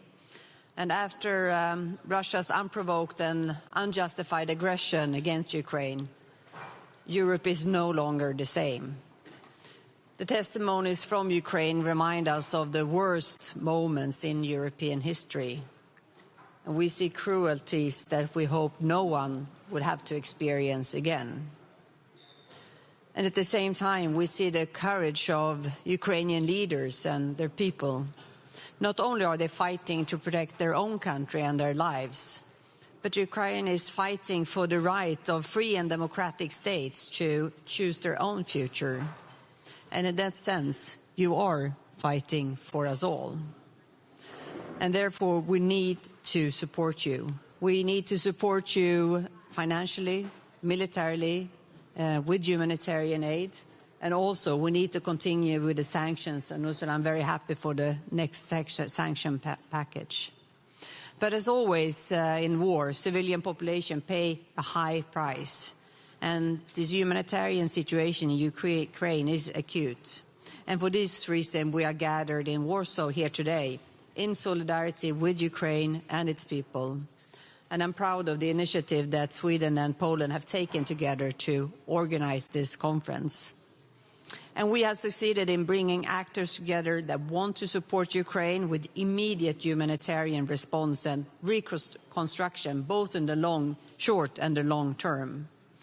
And the money that we have raised today is desperately needed for men and women, for children and elderly who see their lives, their homes, and their families torn apart by Russia's brutal war. And I'm happy to say that we have seemed to far surpassed our expectations for today's pledging. So this is a fantastic result of this conference. We are one of many partners, Sweden, who work hard to further help the people of Ukraine. This conference was important today, but we do need to keep on supporting Ukraine. I also want to thank our co-host, Mateusz, and your government for your leadership to support Ukraine, and also thank the Polish people for your extraordinary solidarity with millions of Ukrainians who have fled their homes. And finally, as we meet here in solidarity today, we have to remind ourselves that the reason for the humanitarian situation in Ukraine, it is the Russia's war in Ukraine, their aggression, and Russia must end its brutal war against Ukraine. And it does exist an easy solution. Stop the war. Go back home. Today, with the conference, we do send a clear message. We continue to stand with Ukraine. Thank you. Thank you, Prime Minister. Now I would like to give the floor to the President of the European Commission, Madame Ursula von der Leyen. Thank you very much. And me too, I want to begin with many thanks to our hosts, Magdalena and Mateusz, for this outstanding pledging event. And it's a wonderful opportunity and pleasure to see you again, Denis Shmyhal, Prime Minister of Ukraine. Thank you very much, all of you, for making this possible. Today, we came together with a very clear purpose: to support the brave people of Ukraine. The Ukrainians who are fighting the aggressor, they stand up for their freedom, and we stand up for them. We are now in the 10th week of Russia's brutal invasion. 10 weeks during which Putin's soldiers committed atrocities that the world cannot and will not forget. And 10 weeks during which the European Union stood firmly with Ukraine. Of course, we know that we cannot match the bravery and the sacrifices of the people defending their country. In this fight, Ukrainians pay with their lives every day. But from day one on, the European Union has stood with Ukraine. Indeed, we have together mobilized our economic power against Russia. We introduced 5 waves of sanctions that already have a devastating impact on Russia's economy, and we proposed yesterday a 6th package of sanctions, including a ban on Russian oil. These sanctions are severely depleting the Russian economy and destroying Putin's war chest. Putin has started this war, and he has to pay for it. On the other hand, we rallied support for our friends in Ukraine. In the last 10 weeks, since the beginning of the invasion, we have mobilized around 4 billion euros from the EU level to support Ukraine, be it macro-financial assistance or humanitarian aid or budget support. I want to thank from the bottom of my heart all the people, the Europeans, who have opened their minds and their hearts and their doors to Ukrainian refugees from day one on.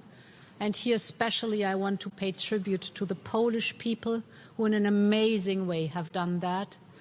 It is unbelievable, the solidarity, this is solidarity at its best, that we experience on a daily basis. We support these efforts with 3.5 billion that we have mobilized front-loaded for the refugees in the European Union. And last month there was a pledging here in Warsaw, also with 1.8 billion for refugees within Ukraine that are in need. Now today we add another outstanding chapter. And this is this pledging conference here. Congratulations to the result. This is outstanding, and I really commend you for that. We know that the next step now will have to be relief and reconstruction of Ukraine. I'm looking to you, Denis Shmyhal. Relief, because we are aware of the fact that the Ukrainian government needs 5 billion euros per month to have things moving on, paying salaries, paying pensions, and caring for the basic services. Here, together with our international friends, we're working to support you. But, of course, the big topic is the reconstruction of Ukraine, hundreds of billions of euros. And here too, with the lead of Ukraine, we're willing to give the utmost and to work as closely together with you. Our dream is that we start as soon as possible with investment and reform so that this work will pave the way for Ukraine into the European Union. Many thanks. Thank you, Madam President. I would now like to give the floor to the Prime Minister of Ukraine, Mr. Denis Shmyhal. Dear Mateusz, dear Magdalena, dear Ursula, dear colleagues, friends, partners, first of all, I would like to thank our friends from Poland, Sweden, from European Union, from United Nations institutions for organizing today's conference. I want to thank all today's participants who came to support Ukraine. This is gratitude from all the Ukrainian people for your solidarity, for the solidarity of United Europe with Ukraine. Since the start of the full-scale war, our state has received more than $12 billion of support in arms and finances. And we are very grateful for this crucial help. We are currently going through the most difficult stage of our history when the fate of our state is being decided.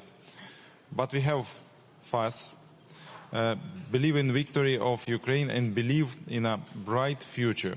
Believe me, Ukraine and Ukrainians see that you also have this faith. We have repeatedly said that Ukraine's victory will not only be on battlefield.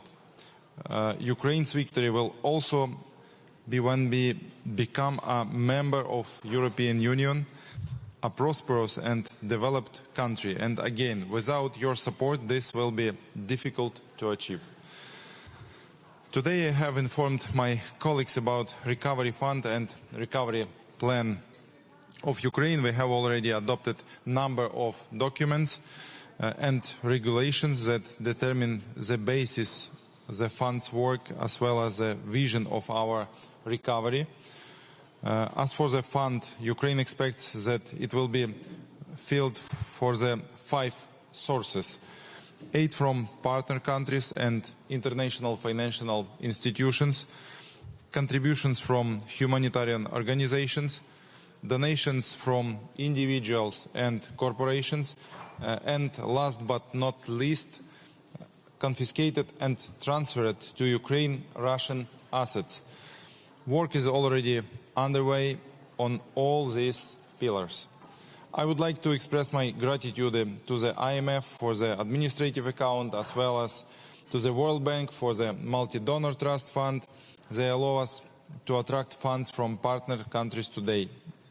And special thanks to the countries that have already started to make amendments in their own legislation so that Ukraine gets access to Russia's assets. After all, the aggressor must understand that he will have to pay for its military actions. This is crucially important for all of us and for the future. Today I have also presented our fundraising platform for individuals and corporations U24.gov.ua. This platform allows you to choose one of 3 areas of assistance, use a convenient payment method, and has a very high level of transparency, weekly updates of reports, and the use of fund and audit by Deloitte. That is why I call on everyone to join us in recovery of our country. As for the recovery plan, it will have 2 dimensions. The first is regional dimension, when countries, cities and corporations take the lead in recovery one of Ukrainians' regions, communities or cities. The second dimension is parametric. This is when National Council of Recovery created by the President of Ukraine develops the parameters of transformation in each sphere and then together with international partners implements this transformation according to the regional principle. The goal is not just to rebuild what has been destroyed, but to build a green, modern European state. We have identified 10 key sectors and formats for future recovery. The key one is membership in the European Union. Also, it is the development of the military-industrial complex, energy independence, deregulation, support for processing, and climate modernization. We are well aware of the complexity of all of these tasks, and we believe that our international friends will help us in this, as they are helping us to defend our mutual freedom now. Thank you for this, and thank you again for today's conference, for support of Ukraine. Thank you for unprecedented support of our country to all of you, dear Prime Ministers, dear Madam President, dear colleagues, partners. Thank you so much. Thank you, Prime Minister. We are now closing the press conference. Thank you.